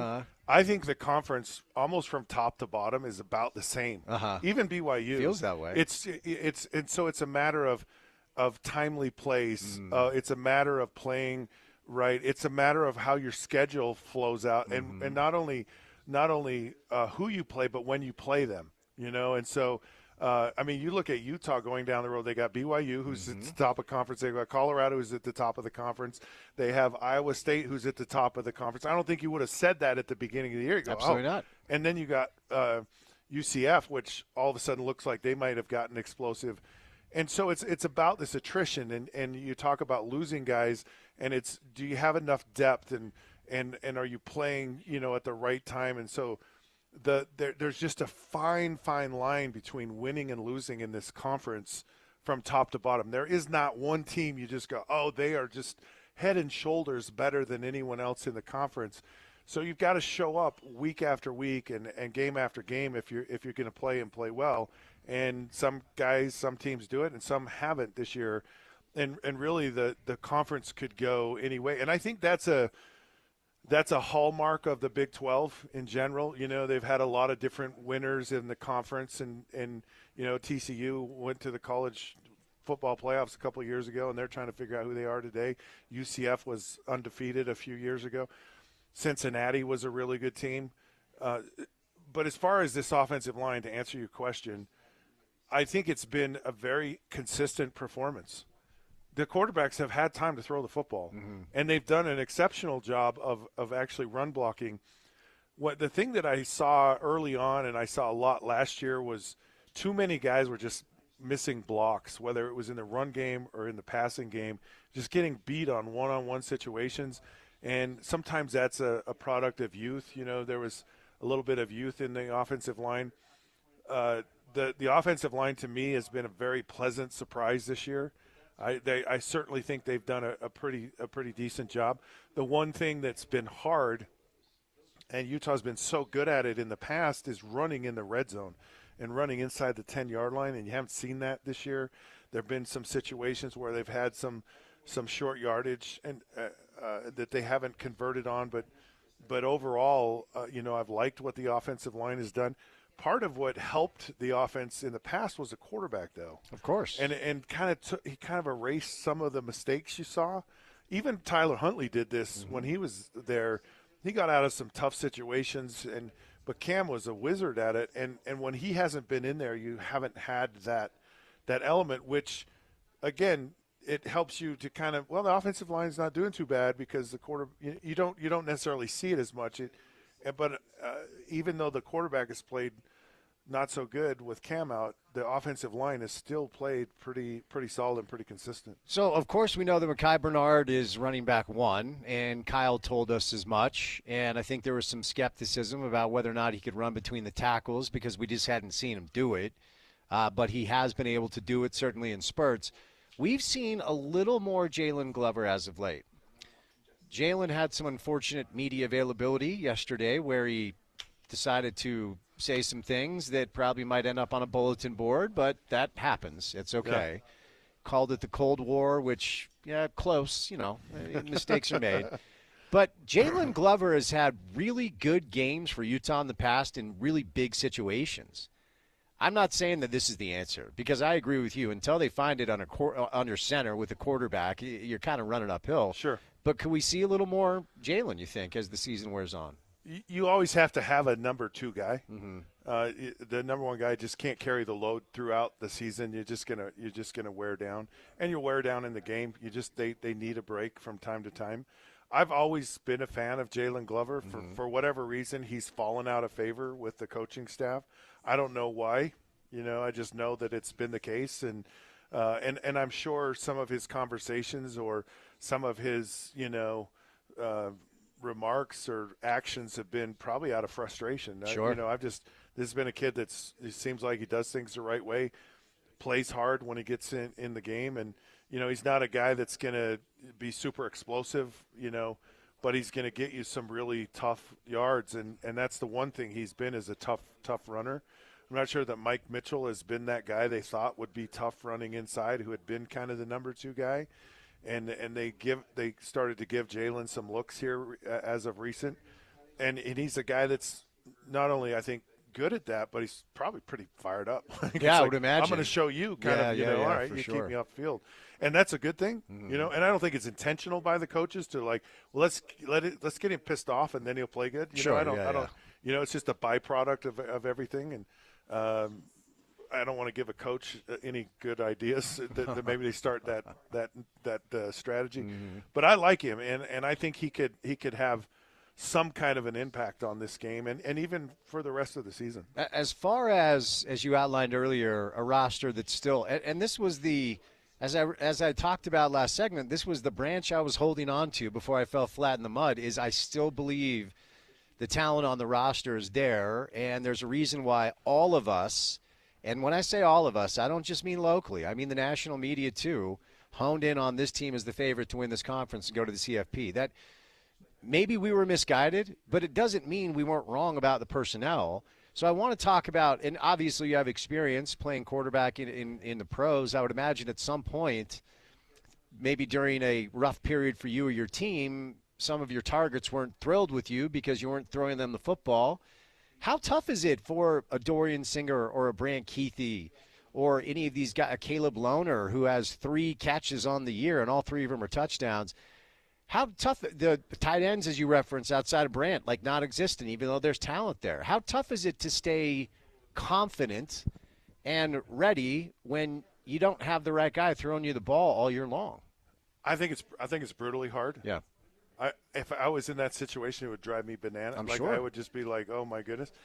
In Detroit, I had Herman Moore and Brett Perriman, and Johnny Morton was our 3rd guy. And he was really good. And Brett and Herman had over 100 catches, and Brett was still mad. Like, he's like, throw me the ball, And for me, I liked it. I liked that these guys wanted the football. Sure. And they wanted it every down, because it's like, I know if I throw the ball to you, you're going to make a play on it. Like, and you build that camaraderie. We had one situation, Brett got so mad, he wouldn't come in the huddle. This is no joke. Oh, and I go, dude, and he goes, why? You're not going to throw me the ball anyways. Oh, and man. I go, well, just line up and don't jump off sides then, and just go over there and pout. It's just if that's the way you're going to be about it. Yeah. And that lasted about a play. But and I love Brett, and I love throwing a football to him. With the Utah situation, I feel for these guys. I really do, because you have to show up and you have to play hard. And you may be in the 3rd quarter, and you may have been, real time sitting there for 3 hours before your first pass is thrown to you, and then they go, okay, catch it now, and that's why I talk about getting guys involved early in the game. They just feel confident. They feel, and even if you just talk to them, hey, okay, I know you're, what do you like? Just anything. Just even if you're BSing with them, just talk to them. Just talk to all of them, because they want to feel like they're involved and they're a part of this. And human nature is just like, why in the world am I going through this over and over, and I'm never getting the ball? I'm not involved, because everyone that goes out on the field, and I shouldn't say everyone, but most everyone, they go, I want to be a difference maker. Give me the ball. I want to be someone that has some kind of impact on the outcome of this game.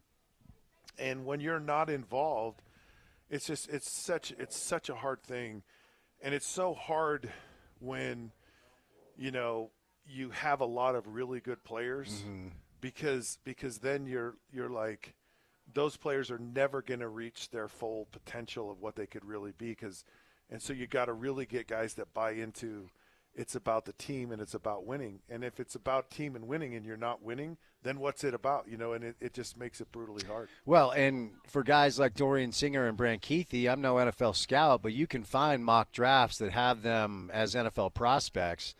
The guys you were thrown to, it's about their money, right? Like they want their catches because they want their contract. Right. Yeah. But if you're Brant and Dorian, you want to put good tape out there so you can get drafted, and they haven't had the quarterback this year. Although maybe it doesn't matter. Devon Vele is killing it in Denver. Right. And he didn't get Cameron as much as we thought he would either. But there's got to be that element too. These guys are looking at maybe the next step, and if they can't get exposure for what they can do because of the quarterback, that might seep in a little bit. You start to see some frustration. And rightfully so. Oh yeah, I'm not mad at it. No, because it's like, look, it's a special opportunity to get to play on Sundays. It's incredible, and knowing that so much of it depends on kind of I need to get exposure. I need to have people see what I'm all about and what I can do, and being in a situation which if you're a recruit, it's like, why would I want to go to a school where I'm not going to get that look? I'm not going to get that exposure. I'm not going to get that development, and that not only hurts you now, it hurts future prospects down the road. But there is one thing that's different from when I was playing it, and you talk about money, is there's players today that are in college that are making money, and money's a funny thing, and so some of them may go, yeah, I'm good, and it might take the edge off or the drive or the, I want to do well. It's like, I'm good. I got a little bit of money, because you're 18, 19, 20 years old, and $30,000 might make you feel like you're a millionaire. Who knows? And so the money side of it can work kind of both ways, where I want to show that I can get paid, but then I'm getting paid and I'm less motivated because I'm kind of being taken care of right now. How do you think Utah has adapted to the new reality of the sport? I mean, I'll just ask you point blank. Coach Witt was asked about it, and he just essentially said how difficult it's been. It felt like the early returns were fine. Utah didn't have like a mass exodus. Did they lose some people for sure? Like the Jaquindon stuff hurts. He's really good. It did. So they've lost people like everybody else. They've also brought people in like everybody else. But now that we have about almost 3 years of data behind us, how do you think Utah football has handled the new normal? Well, the thing that I like is they've recognized that it's what you have to do, and I think there's a real effort to do the best they can as far as raising money and having money available for these players. It's brutally challenging because players can just bolt, and so you're constantly recruiting players, you're constantly keeping them involved, and just going, we have a budget, we have so much money we can spend, and you spend money on players who aren't producing or aren't healthy, it really challenges it. I mean, if anything's hurt them, it's not been players leaving. It's been Cam Rising not being able to play. Yeah. I mean, a lot of money went into Cam Rising for the last 2 years for the limited production, and I think it's money well spent. If I honestly, I think you look at any program in the country, they're going to go out and get a guy. Even the top, like Oregon, got Dylan Gabriel, and he wasn't there. They didn't recruit him, but they go, we need a top tier quarterback, and we're going to go get him, and we're going to pay for it. And I think of any position, there has to be a willingness to go get that kind of guy in your program if you're really serious about being a contender on a national stage. Since I've simply never asked you the question on air, Cameron has an 8th year of eligibility left. I feel like this is a scenario where a married couple still loves each other, but just kind of wants to go experience the world. So you give each other hugs, say, go take care. This has been fun. Do you? It's probably in the best interest. And I had Eric Weddle on the Monday after the ASU game. He was pretty forceful. He's like, no, that's the love Cam, but that's not. Where are you at with the potential of him coming back? Yeah, you talk. There's just a lot of fatigue there, both in the program. Like, we've had enough. There's a lot of fatigue kind of from the booster donator side of it. Like, yeah, we've maybe had enough of this, and it probably is in everyone's best interest to move forward. There's Coach Shula, I think, would sell his own mother to win. And so the competitive side of you goes, yeah, but remember those 2 years when you won championships, and he comes back next year and they're 7-0. Yeah. Rising but is there a willingness to do it? Do you have to pay for it?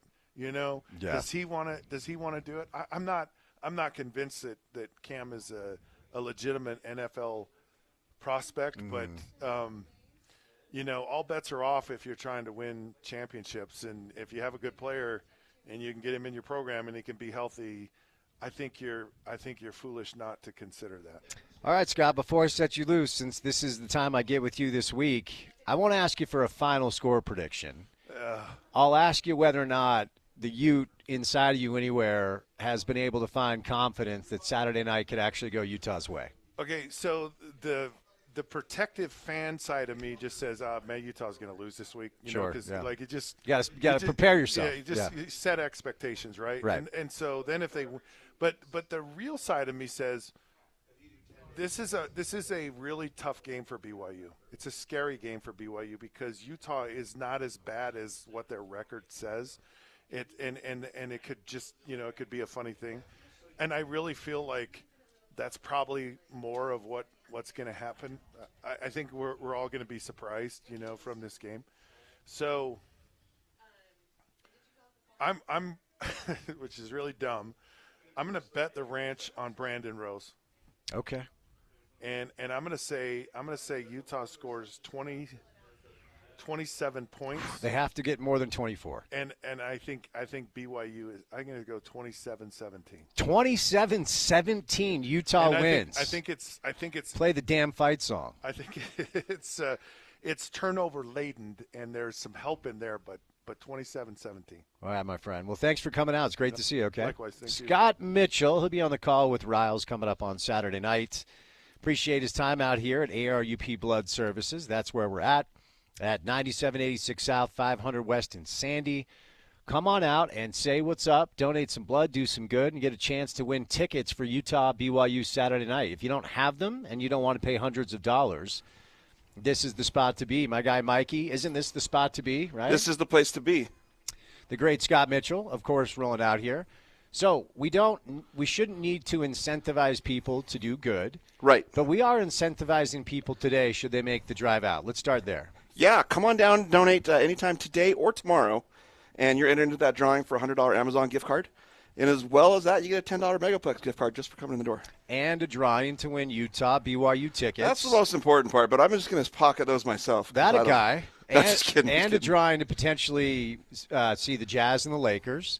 And a drawing to see Utah men's basketball take on St. Mary's. So you get great snacks. You could potentially win $100 to Amazon, Megaplex gift cards for coming out and doing some good and donating blood. Why is it so urgent, Mikey, right now this time of year for people to come out? The holidays get busy, right? And so donations go down. Everybody's busy. Everybody's got plans going on. They got, Thanksgiving, they're going out of town traveling. There's Christmas parties.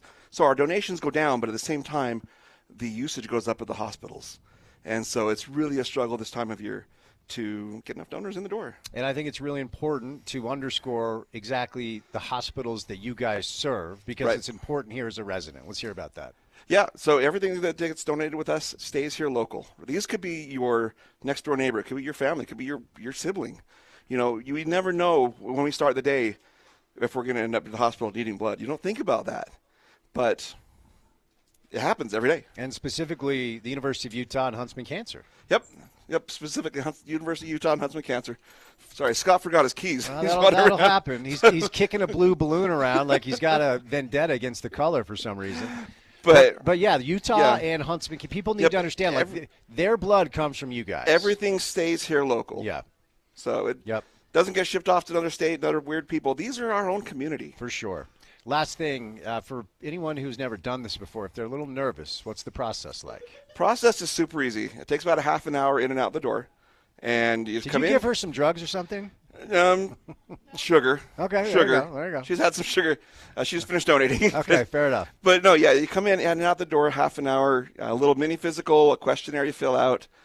Donating itself, the actual needle in your arm, maybe 5 to 8 minutes tops. And then you get all the snacks you want, sugar, obviously, and Cynthia's having a good time out here. Getting you going.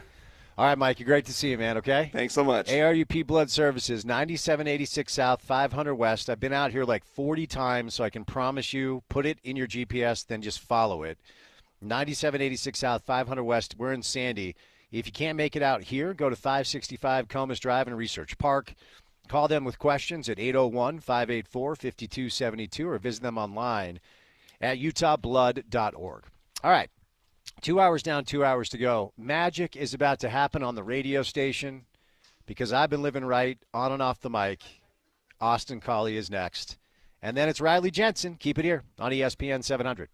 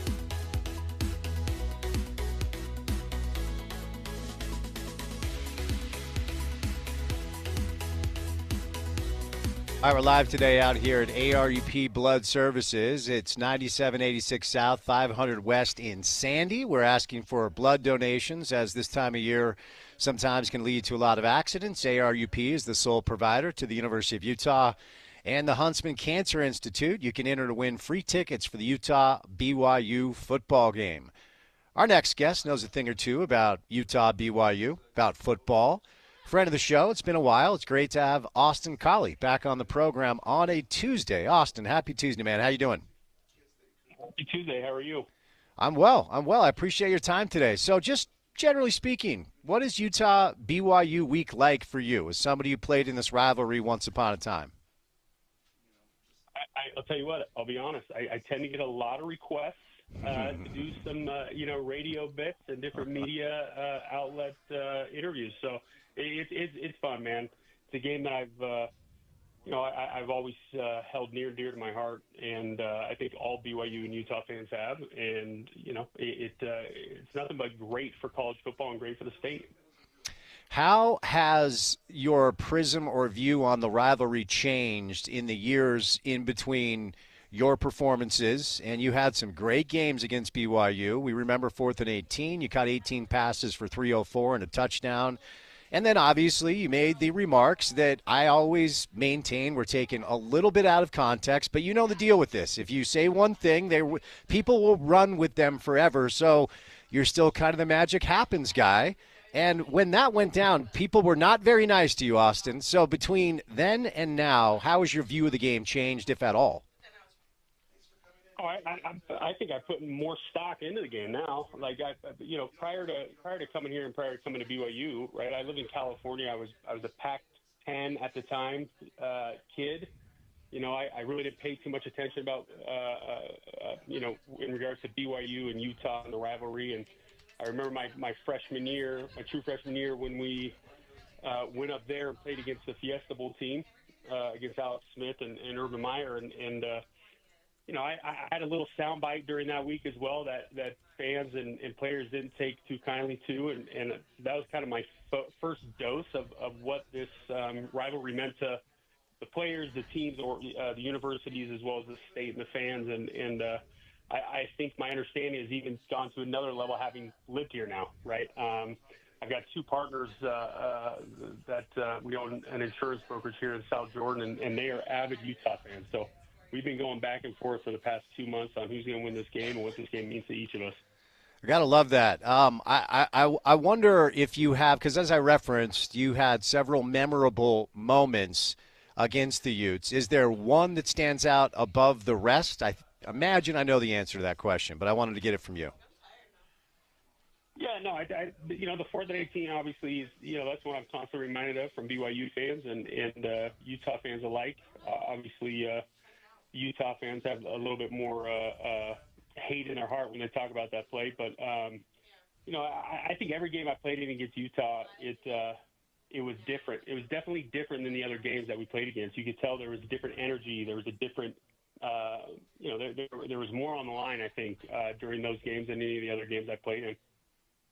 So I believe, Austin, you were part of the last BYU team to win in Salt Lake. Is that accurate? I think that's true. That is not true. So I the last time I won was the 4th and 18 year was 2007. Okay. And then I, luckily was able to play against two of the best Utah teams that Utah's ever had, right? In 04, lost to them in 04, and then, as luck would have it, I lost them in 08 when they went to the Sugar Bowl. So I only got them one time out of 3. So I'm not going to lie to you. Every time we do get them, I go ahead and I chalk that up as my own win as well. Fair enough. You referenced a dynamic about you personally that I wanted to tap into a little bit more because, these days, Austin, as you know, you can pull up either Utah or BYU's roster and you see kids from Texas and California and Florida and Canada and Virginia, and I could keep going. And so it breeds this conversation where if you're not a local, do you really understand what this game means? As somebody who did not grow up here, do you think the out-of-state kids really understand what that environment is going to be like on Saturday night, or is that something that you simply have to experience firsthand?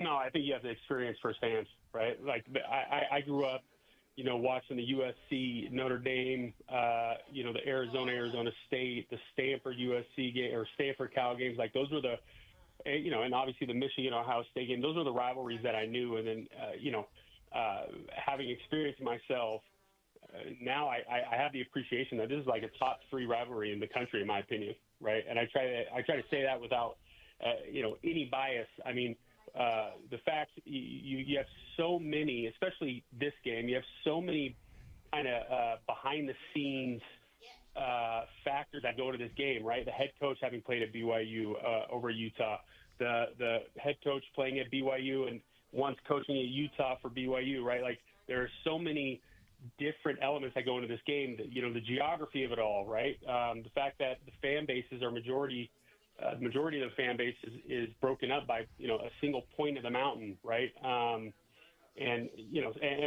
those are the things that make the rivalry what it is. And unless you are in the community or have been in the community and understand what this means to everyday people, and the bragging rights that go along with it for the next year, and how much people take the win or the loss to heart, man, how that can ruin or make the next year what it is for some of these fans. Like you don't know that until you've set foot on campus and have played in the game. So you've made some of the most infamous comments in the history of this rivalry, as we've talked about, but I've always maintained that the real hate when it comes to Utah, BYU, is fans who use the internet to feel brave. Cowards use the internet to feel brave. So they go online, they attack people in a way they never would in real life, and it seems to very rarely spill over into real life, although that does happen. But it always felt like the coaches and the players respected each other, respected the other institution, until a quarterback that you played with, Max Hall, said, I don't like Utah. I hate them. I hate everything about them. That was the first time, like your comments, in my opinion, yes, they were remembered in a way that probably is a little bit uncomfortable, but I thought that was kind of like no harm, no foul to me. And then Max just goes, nuclear on the entire thing. How accurate are Max's comments? Are they truly reflective of the way that most BYU players feel about the University of Utah? I don't know.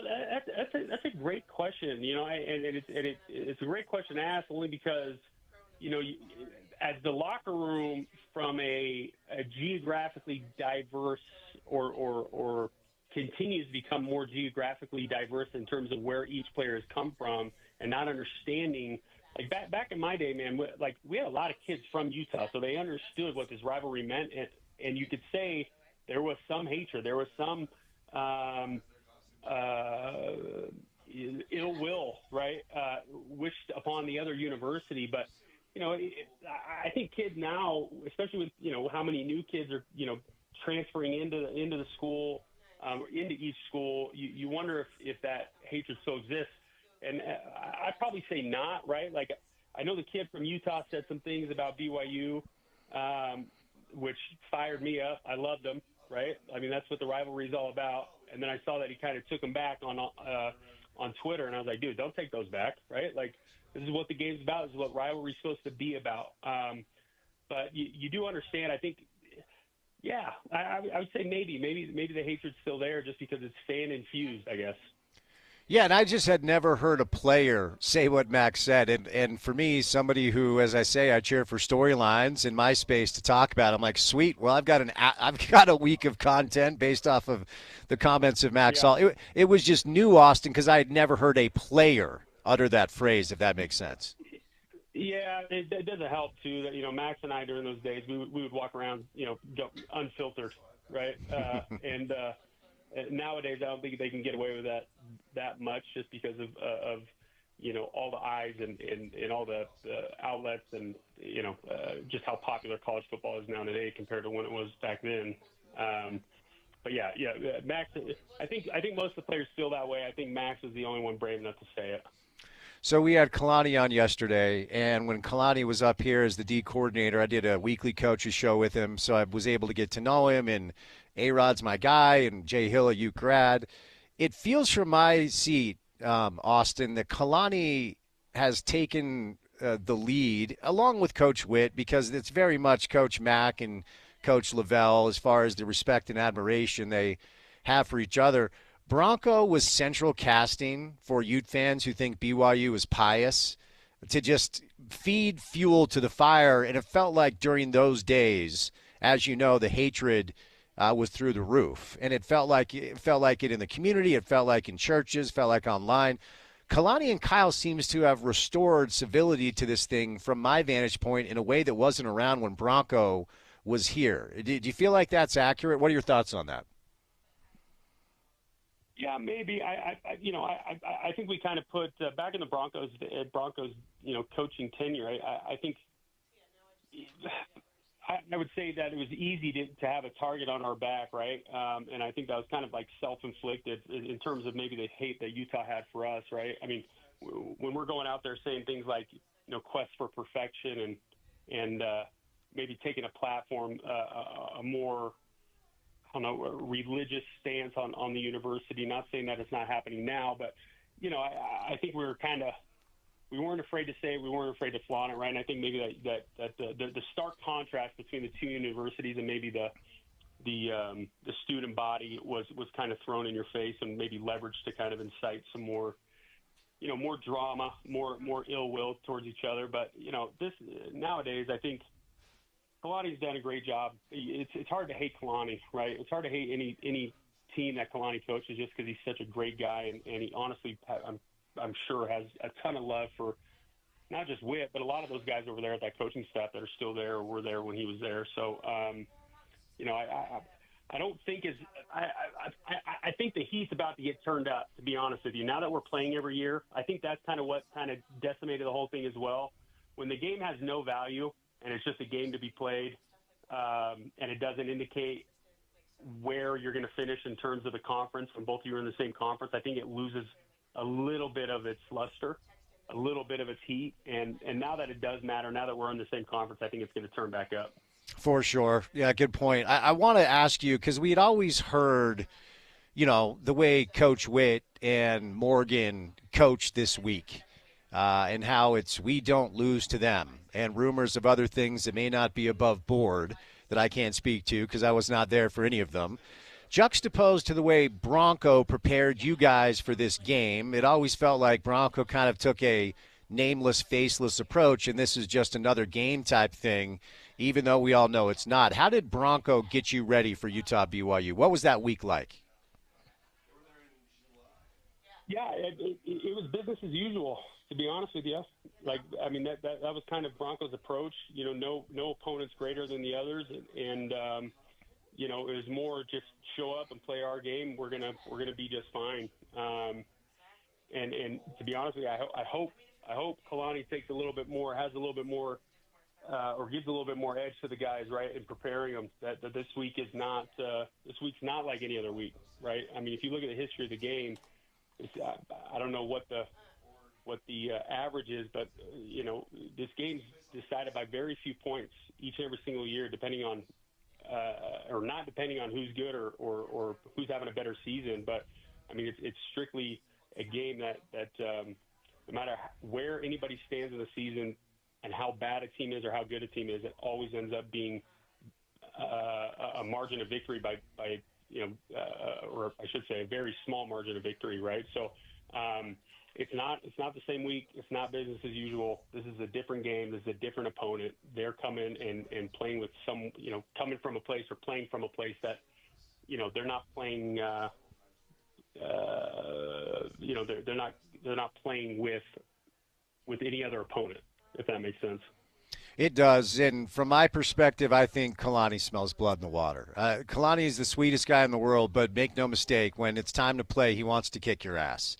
And I think he smells blood in the water. I think he sees a team that has struggled offensively to do much of anything.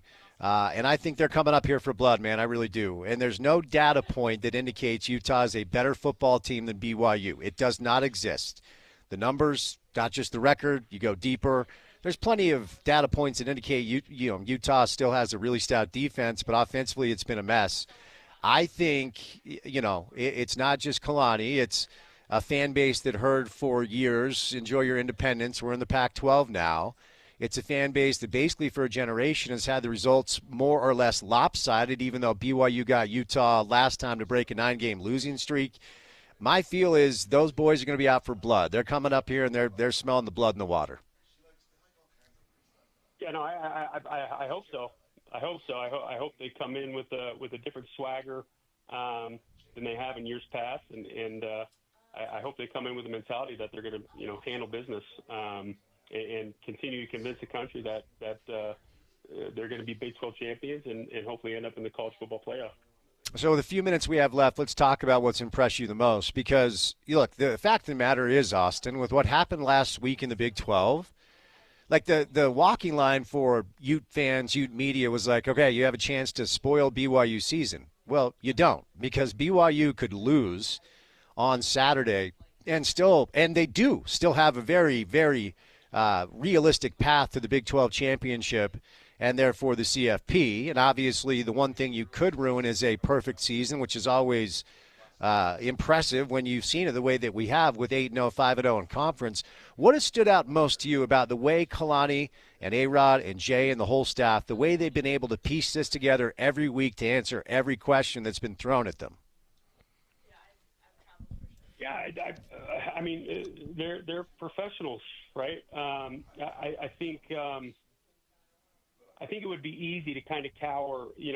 Typically when a team like BYU, who maybe hasn't found themselves in the top 25 or even obviously the top 10 for quite some time, and maybe came in as an underdog, it's easy to kind of get in the bright lights and maybe shy away or start doubting yourself if you're even if you belong. And one of the things that not only the coaches but the players have been able to demonstrate is that they're not afraid and they have all the confidence in the world and they carry that top 10 swagger, right? They do deserve, or they do believe that they deserve to be in the top 10.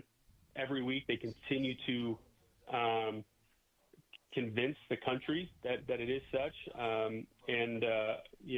Obviously that comes down to the way that they're handling it from the coaches' end and what they're telling the players. Instilling that belief and instilling that confidence that they are a top 10 team and deserve to be where they are. Last year, Jake Retzlaff struggled. He lost all 4 of the starts he had.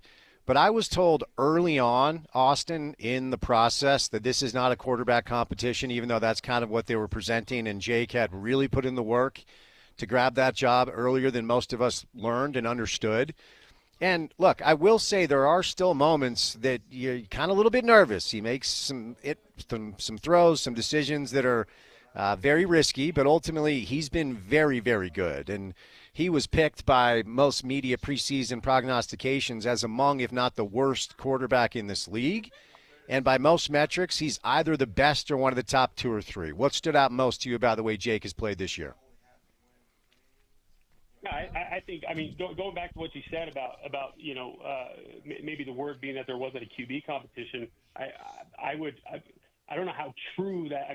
I know that's what they were saying. That's what maybe was coming out of Provo. But there's always a QB competition, especially when you got somebody like Gary Bohannon, who's Big 12 Player of the Year, kind of waiting in the wings, right? And so when Jake struggled against SMU, it would have been easy for him to maybe second guess himself, maybe hesitate and maybe get into his head a little bit, only because he knows somebody, he's on a short leash, he knows somebody's waiting to take his spot.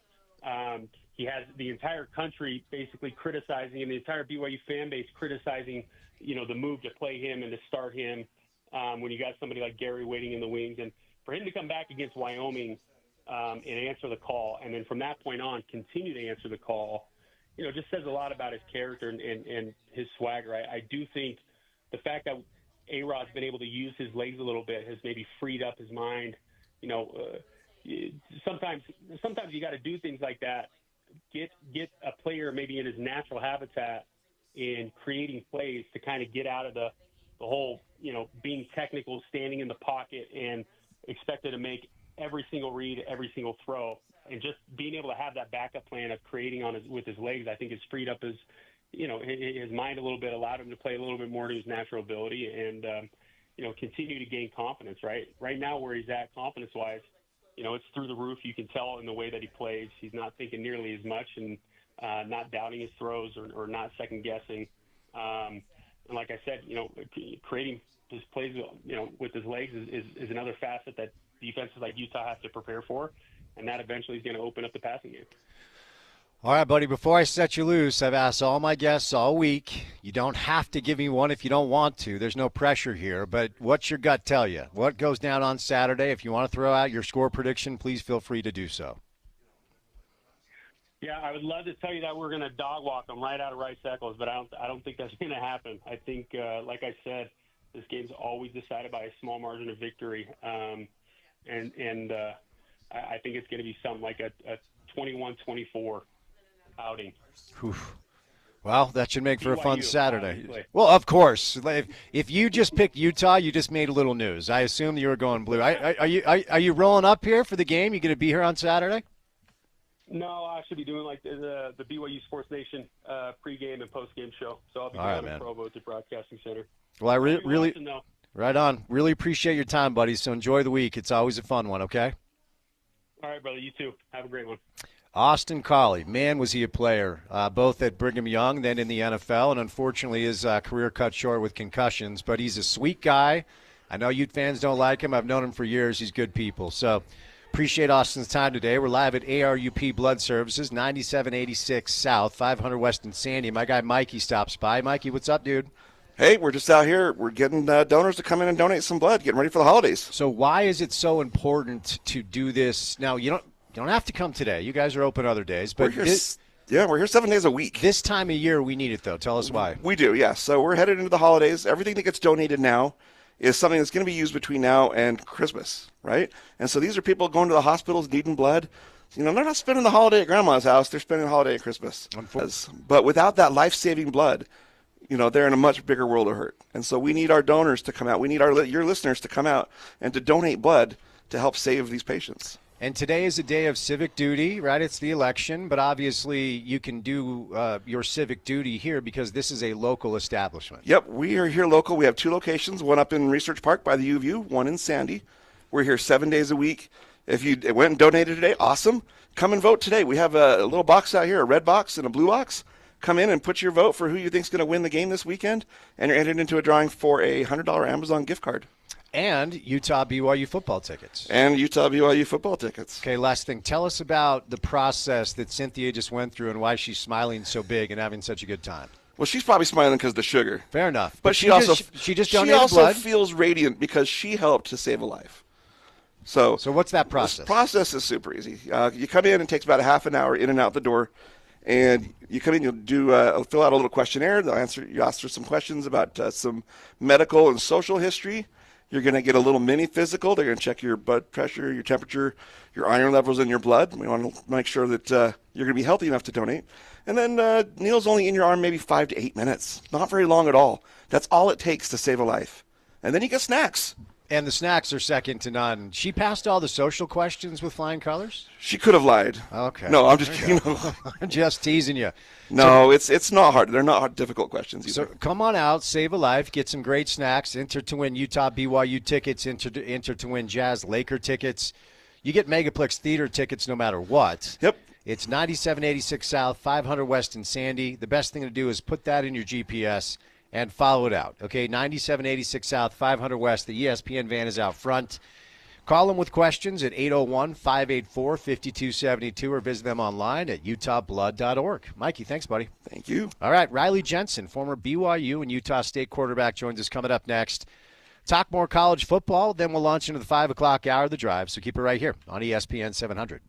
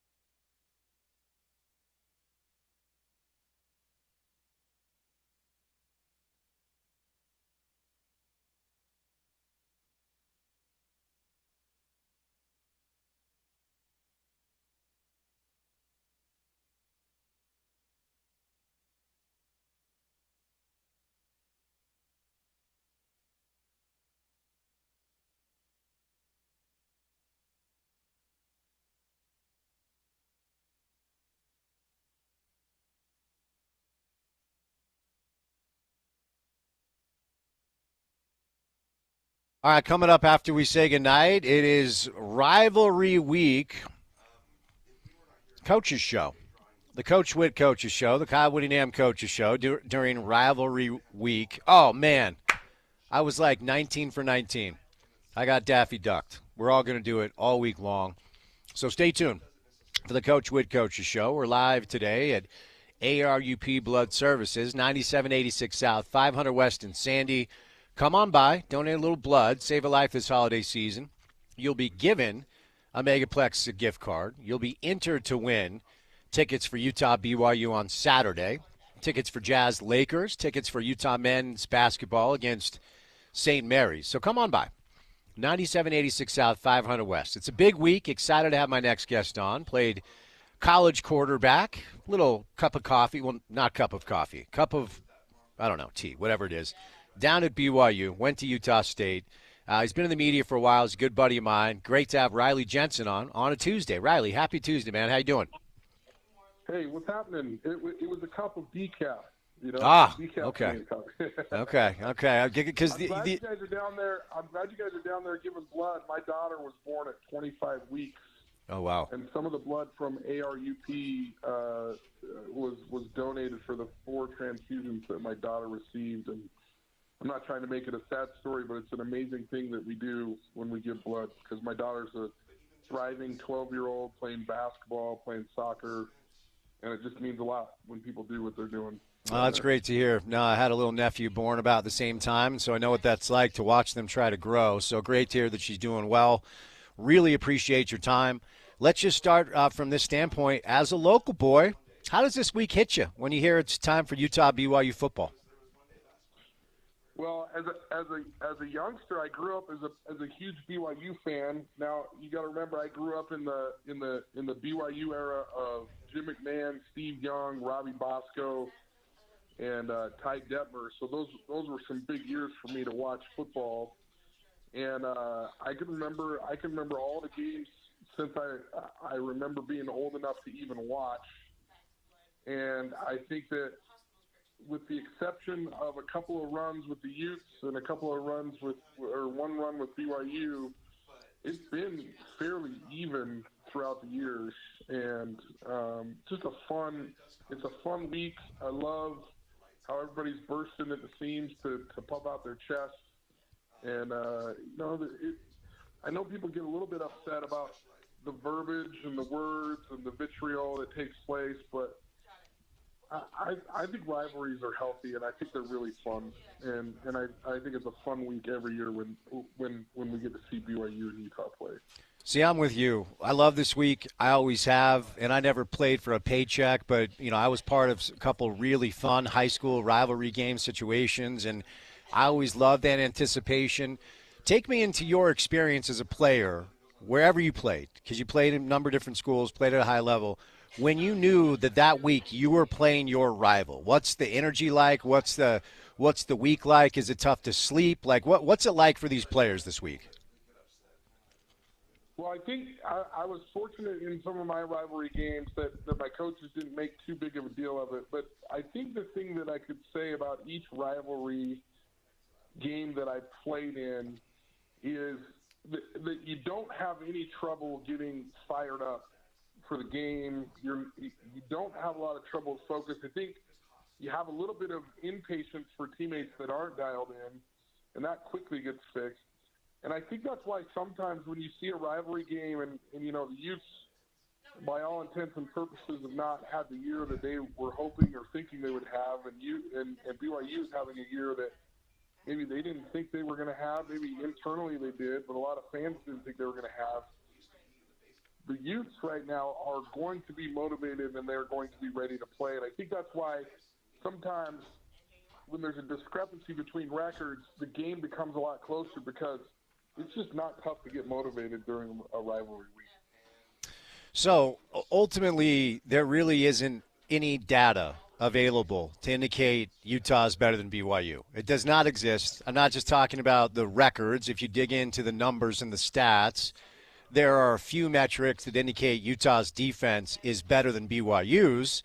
But for every metric you find on defense, you can find a couple of other metrics defensively, BYU's better at getting to the quarterback. They're better at forcing turnovers.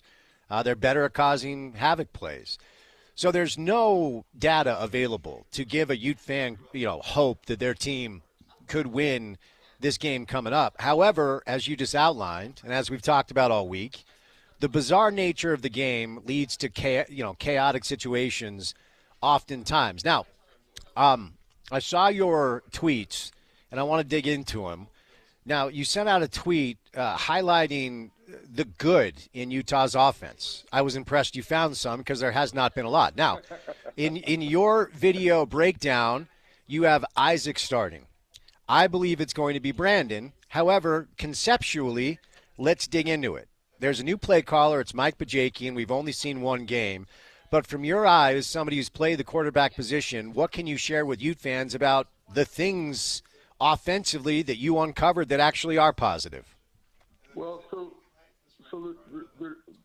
I'm not saying that I have any inside source on who's going to start at all, because I don't. Just looking through the video, and granted, I don't have as much video on Mr. Rose as I do on Isaac Wilson. I still think that Isaac gives them the best chance to win. Now, if that may not be right, that may not be what they observe in practice, but I think when I dug into the video, I'm seeing a young man who's feeling a lot of pressure to make a lot of plays. And what I would like to see is I would like to see the offensive line for the University of Utah play better. I think they've shown that they can make some seams in the run game. There's been a lot of confusion this year, and there's been a lot of just different places this year where I've seen that they've not protected very well, and they haven't done a good job of comboing with the running back to protect the quarterback. When Isaac Wilson is protected, he can get the ball downfield, and he can make some throws. Now, granted, I will say in the Houston game, he missed 5, 6, 8 throws that I don't think it takes a rocket scientist to figure out that he'd lost some confidence and he's lost a little bit of his chutzpah from the beginning of the year. But I do think that if they can get the running game going, if they can get some special teams field position stuff going, and they're able to use some play action and shore up some of their protection problems, I do think that Isaac can throw the ball, and I do think that they could use play action, because I actually think that they can have a great run game if they clean that up a little bit as well. But I think it hinges more on the offensive line than who's playing a quarterback, to be honest with you. It's exactly what I wanted to follow up, because based off your video breakdown, from my vantage point, it has been far from the weakness. There's been more good than bad. Now, I cannot corroborate any of the rumors concerning the health, but there are some rumors that Utah could be down a couple of linemen. We'll have to wait and see. But during your video study, what stood out most to you about the play of the O-line? So in the O-line, what's been a problem for me has been the center and the guards. And that's a tricky part of the offensive line, because there's constantly some communication that needs to take place that says, okay, the center and the guard are going to go left. This guy on the right is going to go to the right. There's always kind of a triangle of defense right in the middle there. And they've miscommunicated quite a few times. When they communicate correctly and they go to the right place, they're great blockers and they're doing a great thing. But there's been numerous times, as I've dug deep into the video, where I feel like there's been some confusion there. And I don't know exactly how the University of Utah calls their protections. I don't know if if it's the quarterback calling the protections, if it's the center calling the protections. Usually it's one of those two. But to me, it's just been too inconsistent. And when you constantly have a guy in your face when you're throwing the ball, it makes it difficult to throw the ball downfield.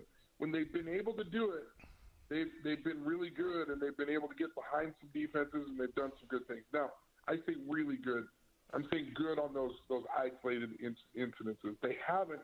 What's been frustrating with the University of Utah offense is not being able to string together 2 and 3 drives a game. It's all been kind of big plays or no plays.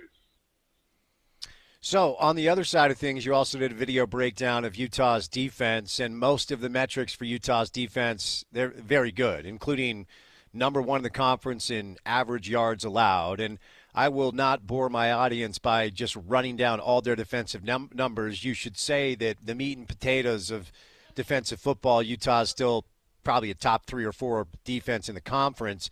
What they haven't done well, and you're going to walk us through this, is they have not got to the quarterback and they have not forced turnovers. They're last in the conference in fumbles recovered. I think at last check they were 12th maybe in sacks. So the things that Utah typically does well on defense, they're not necessarily doing well yet. But you also did a video breakdown of Morgan's defense, so let's dig into that. What should Ute fans know about what you were able to uncover that should give them some confidence that they can slow down one of the top 2 or 3 scoring offenses in the Big 12? So one of the things that I mean, obviously I've had a lot of respect for Morgan's defense in the past. I still have a lot of respect for it. What I would like to see them do a little bit more of, there's been some really, really good plays during the year where they're just playing fundamental defense. They're coming out in a man-to-man defense with a free safety. They call it a cover 1, and they just play it really, really tough. Or they come out and they play cover 2, and they just play really, really fundamentally sound defense. What I'd like to see them do is trying to confuse quarterbacks, try and confuse people in the run game a little bit, because when they've done it, on the breakdown that I sent to you and that you observed, when they run blitz and when they do some things to confuse the offensive line, they're especially efficient. And if they can make teams one-dimensional, which has always been the calling card of Morgan Scalley and of Kyle Whittingham, is to take away the run game and then really be able to pin their ears back, I think you could see them get some pressure on the quarterback. The problem has been that they don't have enough consistency on the passing downs, on getting to the quarterback with just 4. They've had to bring pressure. And that's always frustrating to a defense coordinator if they have to bring more than 4 guys to get pressure on the quarterback, because then you're giving yourself one-on-one matchups in the backfield that can be a little bit difficult or a little bit more scary than if you can get pressure on the quarterback with 4. All right, so let's go over now to the other side of things and talk about what Brigham Young's been able to do. And Jake Retzlaff got the ball 4 times last year and lost all 4 starts, and he wins the job coming out of camp. And if we're honest, it didn't look great early. And if we're honest, there are still moments during every game where he makes some throws that he gets away with. But you can't take anything away from the way he's played. As they're undefeated, and by most metrics, he's one of the top 2 or 3 quarterbacks in the league. So what stood out most to you about this 8-0 start and the play of BYU's quarterback, Jake Retzlaff? So getting better and better and better at being a strong-armed quarterback that just takes what the defense gives him. He's doing a good job pre- and post-snap of reading the defense. And what I love about him later in the season that I didn't like as much at the first of the season, he's not afraid to check it down to one of his running backs. He's not afraid to check it down to someone who is wide open instead of trying to force the ball downfield. He's also particularly strong. He has 18 touchdowns and 7 interceptions on the year, but 11 of his touchdowns are in the red zone with 0 interceptions. And typically when you're in the red zone, the space to throw the ball and the amount of time that you have the ball gets a lot smaller. And so that's a really, really impressive stat to me. He's doing a great job of taking care of the football there, and I think he's just doing a good job. He can make all the throws. There's some footwork that makes him like airmail a couple of passes here and there. But what I like about him is the reads are correct right now. So even when he does make a bad throw, the read is correct. And that's a lot easier to fix as a quarterback's coach or an offense coordinator than it is to try and fix the mentality or to fix where I want you throwing the ball. It's a lot easier to fix the accuracy with footwork or with some consistency in practice. So I read a couple stats about BYU's defense that kind of blew me away. They're plus 18 in turnover margin. That's 6th in the country. They have 14 picks. That's 3rd in the country. Riley, they've outscored opponents 69-10 off of turnovers. Okay, so at some point, isn't there some regression to the mean? I mean, that seems to be – and obviously that's the way Kyle Whittingham wants to coach football, right? And that's the way Kalani and Jay cut their teeth under Coach Witt. As I've been saying now for a while, it's almost like Kalani is taking Kyle's script and out-Utahing Utah right now? What stands out most about what they've done on that side of the ball? No question about it. Look, I've been around Jay Hill for a long time at Weber State. There's not a ton of people that are watching Weber State football. I think that Jay Hill is one of the best defensive coordinators in the country at making halftime adjustments. I've never seen a guy that is more cool, calm, and collected at knowing exactly what he needs to do to make adjustments at halftime. The other thing that he does so well, and this is what I was talking about with Morgan, and I've seen Morgan do it in the past, and maybe he just doesn't have as much confidence in his defense this year to do it, is I like what I see out of the BYU defense, because not only are they trying to confuse the offensive line when it comes to the run game, but in the passing game, they're doing all different kinds of looks. They'll start in a cover 1 and move to cover 2. They'll start in a cover 2 and go to a Tampa 2. And they'll start in a cover 3 and roll to a cover 2. Those are all big fancy words for they're trying to make the offensive line, the quarterback, and the wide receivers hesitate for just a minute. And as the old phrase goes that my dad used to tell me when I was 8 years old, he who hesitates is lost. And if you hesitate for just a minute in the passing game, or if you're just looking at it a little bit longer to be sure, that leads to turnovers. And that's why they've been able to turn people over. 14 interceptions. They have turnovers. It doesn't surprise me at all that they're sixth in the country. And this has been a defense that at certain points during the year, they've won games. I mean, the SMU game, they won that game for them. Flat out, they just won the game for them. Now, there's been some games that haven't been as good, like the Oklahoma State games, and that's where the offense got to step up. And that's where I think there's a lot of momentum for BYU, is they've been making plays in special teams, offense, and defense. And that makes it really, really fun and helps the team come together to play good football. BYU is a good football team. And everywhere I look, I'm seeing the evidence and the fingerprints of really, really good football, including at quarterback, including on defense, and including the special teams. All right, Riley, with a couple of minutes we have left, here's what we'll do. Let's start with dissecting and just kind of laying out a BYU win. What does it look like on Saturday? It opened up as a 5-point spread. Vegas typically builds in 3 for the home field, so that's Vegas saying they believe BYU's about a touchdown, a little more better than Utah.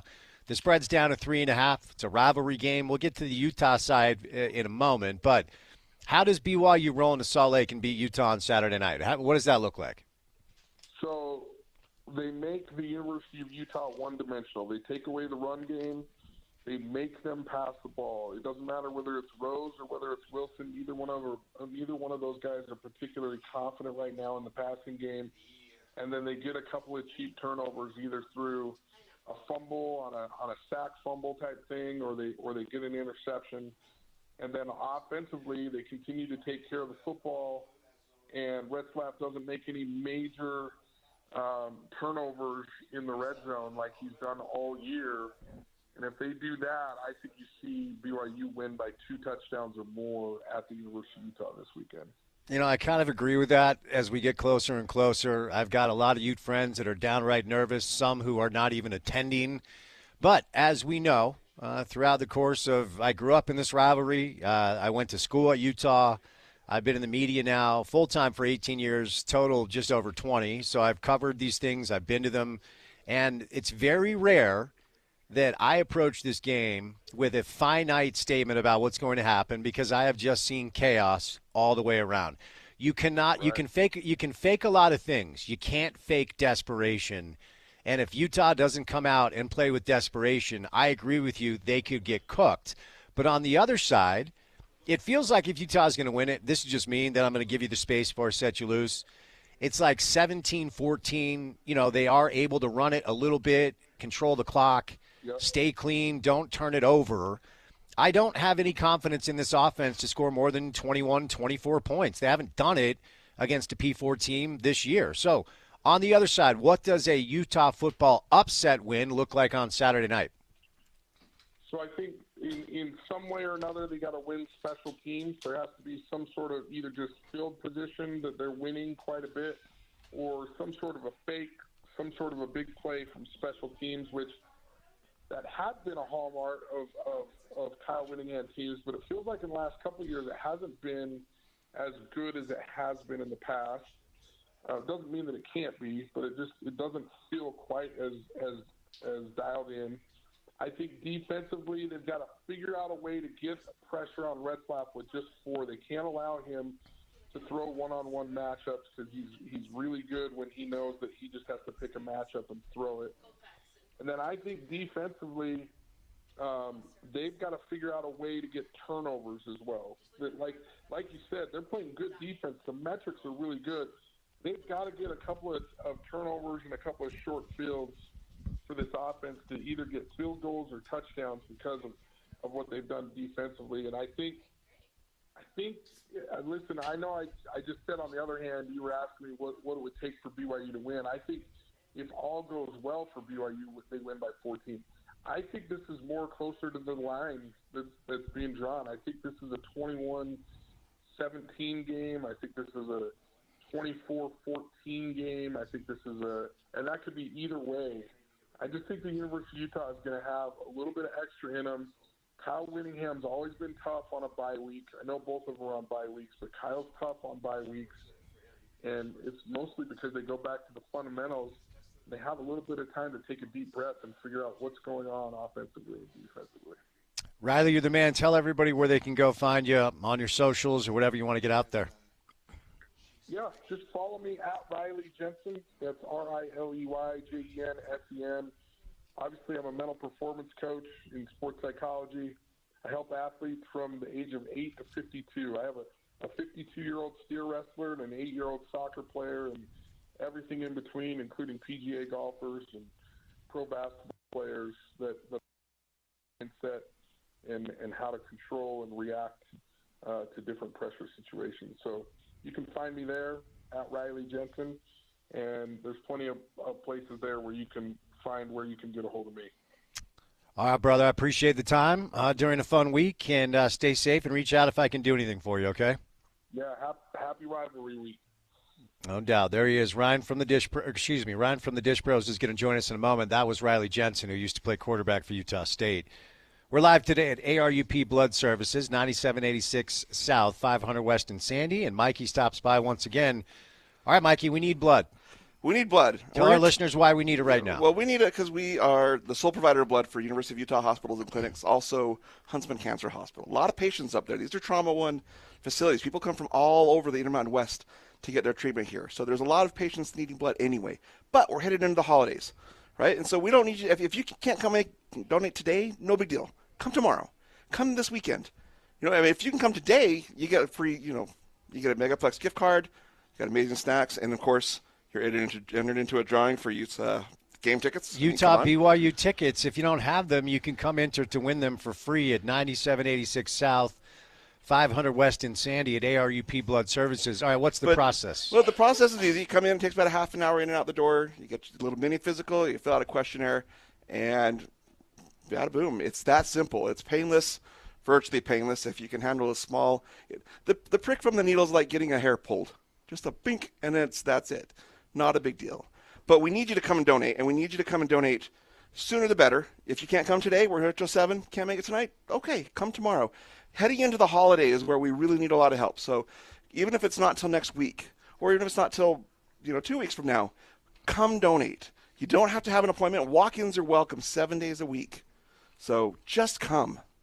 Well, we appreciate you having us out, okay? We appreciate you. My guy, Mikey. So come on out. As he just outlined, you can save a life, which is the most important thing, at 9786 South, 500 West in Sandy. The best thing to do is to put that in your GPS, then follow it.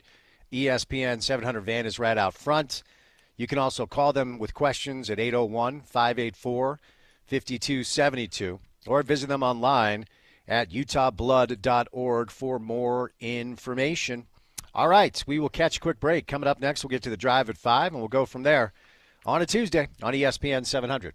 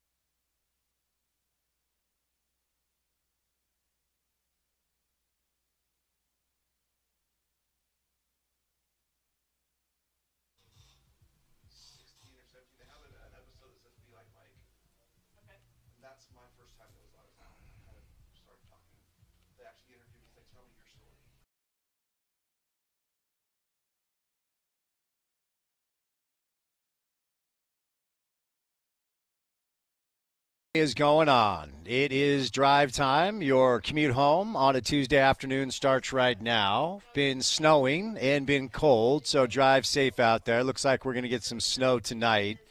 And according to my guy Chase over at KUTV, it's going to be the coldest night of the year.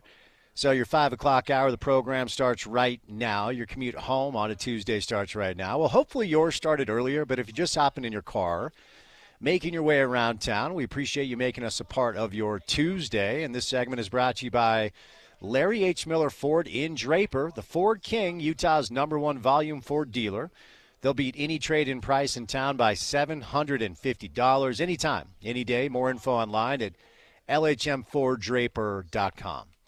All right, we're in the midst right now of a very tenuous evening that's bringing a lot of nerves to folks.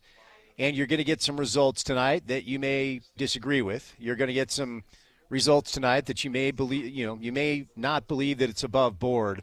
Let me please encourage you to accept the results of the first CFP ranking of the year. See what I did there? You guys thought I was going somewhere else. I was not.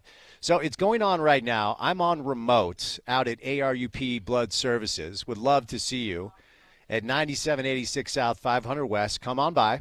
If you do not have tickets for the Utah BYU game, this is a way you can get them for free. Now, if you come on by and donate blood at 9786 South 500 West in Sandy, you'll get a Megaplex movie gift card, but you'll be entered to win tickets to see Utah and BYU coming up on Saturday at Rice Eccles at 8:15. You'll also be entered to win Jazz Lakers tickets. You'll also be entered to win Utah men's basketball versus St. Mary's basketball.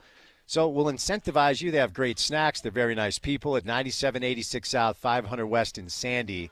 So come on by and say hello. So the show is going on live right now. The first CFP rankings are going on live right now. And as they kind of unfold a little bit, we'll bring them to you. Typically, if I'm in studio, we can bring them to you live via our feed, but I'm not in studio.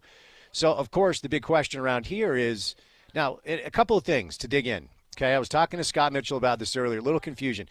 So these rankings are not the seedings for the 12-team bracket. Okay, that's not how this works. So if you see BYU come in tonight, my guess is going to be between 7 and 9. They're still in play for a top 4 seed as a result of winning the Big 12. And the top 5 conference champs get the top 5 seeds. Now, only the top 4 conference champs get the top 4 seeds. Hence, Brigham Young most likely will be the 4th-ranked conference champ, as the projections right now indicate. So they should be the 4 seed when the bracket is revealed, but they will not be the 4th-ranked team in the country tonight, not even close to it. Okay, so keep that in mind. As these kind of come spilling in, we'll bring them to you. So 25 is Army, undefeated 8-0. 24 is Missouri. Clemson down at 23. Louisville at 22. Washington State at 21 and Colorado at 20. So they're your first 5 that have been released as of now. Again, my guess is BYU is probably going to roll in between 7 and 9. It'd be interesting to see there are still 4 unbeaten teams in P4 football, 5 unbeaten teams overall. The aforementioned Army situation where they're unbeaten and they're now in the top 25. This also will indicate essentially the death of the AP poll after today. It doesn't matter. I mean, we'll still pull it up for frame of reference to see if we can draw any parallels. I anticipate Oregon, of course, will be the #1 team in the country. Georgia, Ohio State.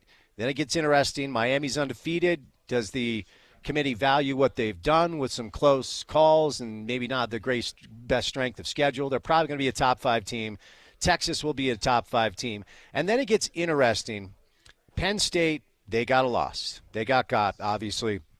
Tennessee has a Bama win, but they got too. Indiana's undefeated, and they're technically in the AP ahead of BYU, but I wouldn't be surprised. BYU has a better strength of record than Indiana with a couple of top 25 wins, that I wouldn't be surprised to see BYU at 8 and Indiana at 9. Notre Dame has bounced back, but they have that NIU loss at home. NIU has lost 4 games since beating Notre Dame. What do they do with a 2-loss Bama? And it does bring in Boise State and even SMU into the equation a little bit. I think Texas A&M with their second loss has dropped out. LSU. In addition to that, Iowa State. What happens with the rest of the Big 12? Only time will tell. But again, reminder, the rankings are not a direct reflection of the seeding. So the top 5 teams, it is the top 5 conference champs to get the top 5 seeds. The top 4 get byes. And then teams 5 through 8 actually host the first round of the CFP. So it's kind of interesting if you're BYU, this isn't going to happen because the only way it will happen is if Boise State somehow is ranked ahead of them. But would you want to be the 5th conference champ in the seedings and therefore host a playoff game at LaVell Edwards Stadium? Some more rankings coming in. Kansas State is at 19. Pitt comes in at 18. Iowa State, as we talked about, they're at 17. That's down from where I thought they would be a week ago. Ole Miss at 16. LSU at 15. Like I said, it does feel like they're kind of out of the mix. So as these things come spilling in, we will bring them to you as far as how the program kind of unfolds. We started the show off today with Tim McMahon. We did a little Utah Jazz. Shout out to the Jazz. They got their first win of the season. They're going to try to do it again against Milwaukee coming up tomorrow. Milwaukee 1-6. No Chris Middleton. So we did a little basketball on the show. Scott Mitchell rolled by live on site. I thought the Scott stuff was interesting today because Scott, regardless of what he did in pro football, and he had a very long, nice career and made a lot of money, Scott Mitchell is a legend at Utah, and the main reason is what he did to BYU in 1988 with that dominant win. So we kind of talked to Scott a little bit about what I perceive to be the last opportunity for these Utah football players to kind of step up in front of the community and be great for one day. If you're great for one day against BYU, you're remembered differently than what you would be otherwise. Now, there's no coming back from the fact that the season is not and will not manifest itself in the way that we all thought. You, bottom line, have lost 4 straight games. You're not in the mix for a Big 12 championship. You're not in the mix for a CFP. As I continue to say all week long, the only thing worse than playing in a throwaway bowl game is not being eligible to play in one. And if Utah doesn't win on Saturday, I'm not sure they're going bowling. The line has moved a couple of times, but it has stayed somewhat steady, steadier than I actually thought it would. BYU opened up as a 5-point favorite. The line moved pretty quick towards Utah, and BYU remained a 4-point favorite for nearly 2 full days. And then this morning it moved one more time towards Utah. And right now BYU is a 3.5-point favorite over the Utes. The over-under has come down a little bit too, 40.5, telling you that anybody who's taking Utah to win the game believes that it's going to be a low-scoring game. And I suppose that's the only thing you could believe because this is an offense that hasn't even scored 24 points against a PF opponent. They've had 2 really good offensive games. One was Southern Utah. The other was Utah State. They had a good first half against Baylor because Cameron Rising was under center. And since then, it has been anemic. Both Scott and I are of the same mindset when it comes to the quarterback. I just, listening to Coach Witt, and then yesterday, Brandon Rose was made available to the media. Brandon Rose, to me, talked like a player that's starting the game on Saturday night. That's not a report. I have no clue. Of course, I'm going to learn at the same time the rest of you do as it pertains to when we will learn who is under quarterback. I think it's simply going to be as soon as they run out on the field for their first offensive possession. We're going to have Kyle Whittingham on the show tomorrow. We had Kalani Sitake on the show today. And so we'll see if we can, glean any information at all, how healthy Utah is coming into the game. There are some rumors potentially about the offensive line being a bit banged up. But, yeah, I do try to learn stories here or there from the Vegas line and what it tells us. And what it's telling us right now, that anybody who is picking Utah to beat BYU believes this is going to be like a 13-10, 17-14 type of football game. All right, so as these rankings continue to spill in, I don't think we're going to be on air for the entire thing because they're going to milk their breaks because obviously this is a big get. BYU comes in at number 9, Porter. Is that what I heard you say? Correct. Just comes in. All right, so there you go. I thought they'd be 7 through 9, like I said. But let me reiterate before we start to lose our minds about BYU being disrespected in the whole inferiority complex and all that stuff. this is simply not a scenario where the ranking equates to the seeding for the bracket of the 12-team CFP. BYU at number 9, as far as these rankings, still indicates they're in the driver's seat to win the Big 12, and if they do, they're probably going to be the number 4 seed with a bye in the first round of the CFP. All right, we're live today. ARUP Blood Services. My guy Mikey stops by once again. All right, Mikey, it's a 5 o'clock hour. We've got a lot of listeners. Why do you guys need help today? All right. Let's hear about it. Well, we are the sole provider of blood, like I've been saying before, to the University of Utah Hospital and clinics, as well as Huntsman Cancer Hospital. Lots of patients up there needing a lot of blood.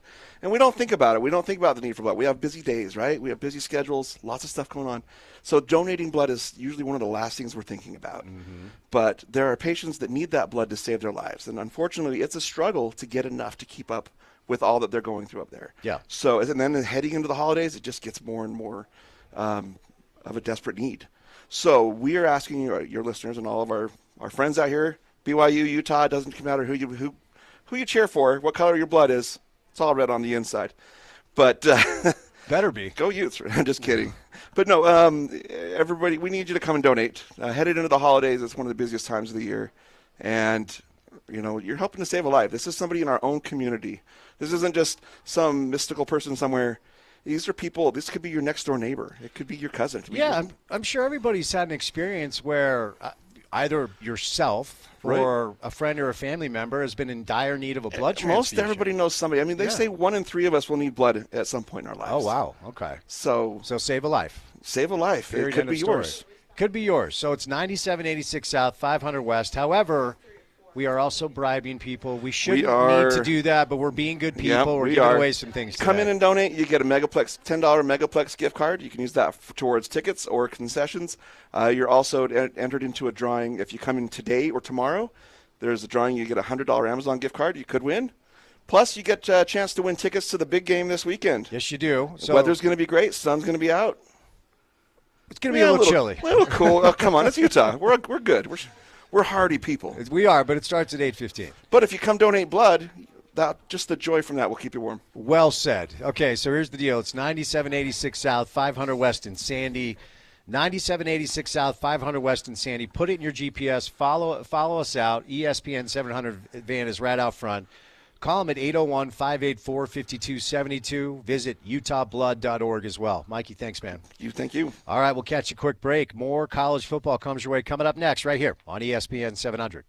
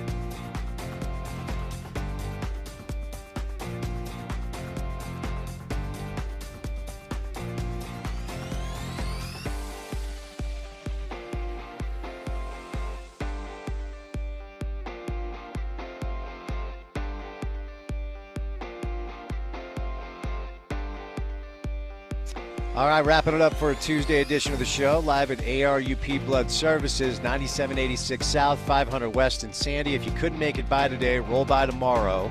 Because if you donate blood, you can still get those Megaplex gift cards. You can get great snacks, and you can enter to win tickets to see BYU play Utah. So if you made it out today, thank you so much. Means a ton. If you didn't, try to make it out tomorrow or anytime this holiday season at ARUP Blood Services at 9786 South, 500 West in Sandy. All right, to clean it up a little bit, because we were trying to follow it live a couple of segments ago. Tonight, the first edition of the CFP rankings and the projected bracket. So as we talked about, I'm just trying to make sure that I get ahead of the BYU fans who are going to be crying crocodile tears. The rankings are not the seeding. So BYU comes in at number 9, but they're still slotted in the 4th seed to have a first-round bye. And according to the first CFP bracket, BYU would play the winner of Ohio State and Boise State. Ohio State comes in at 2, but they're not projected to be a conference champ, so they slide down to the 5th seed. Boise State is both ranked 12th, and they would be the 12th seed. And the winner of that game would advance to play BYU. Oregon is your number 1 team. No surprise. They are slotted to play the winner of Tennessee and Indiana.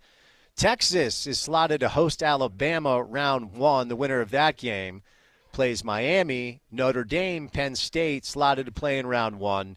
The winner of that game plays Georgia, who is the 3 seed, as of today. So there you go. All right, Porter.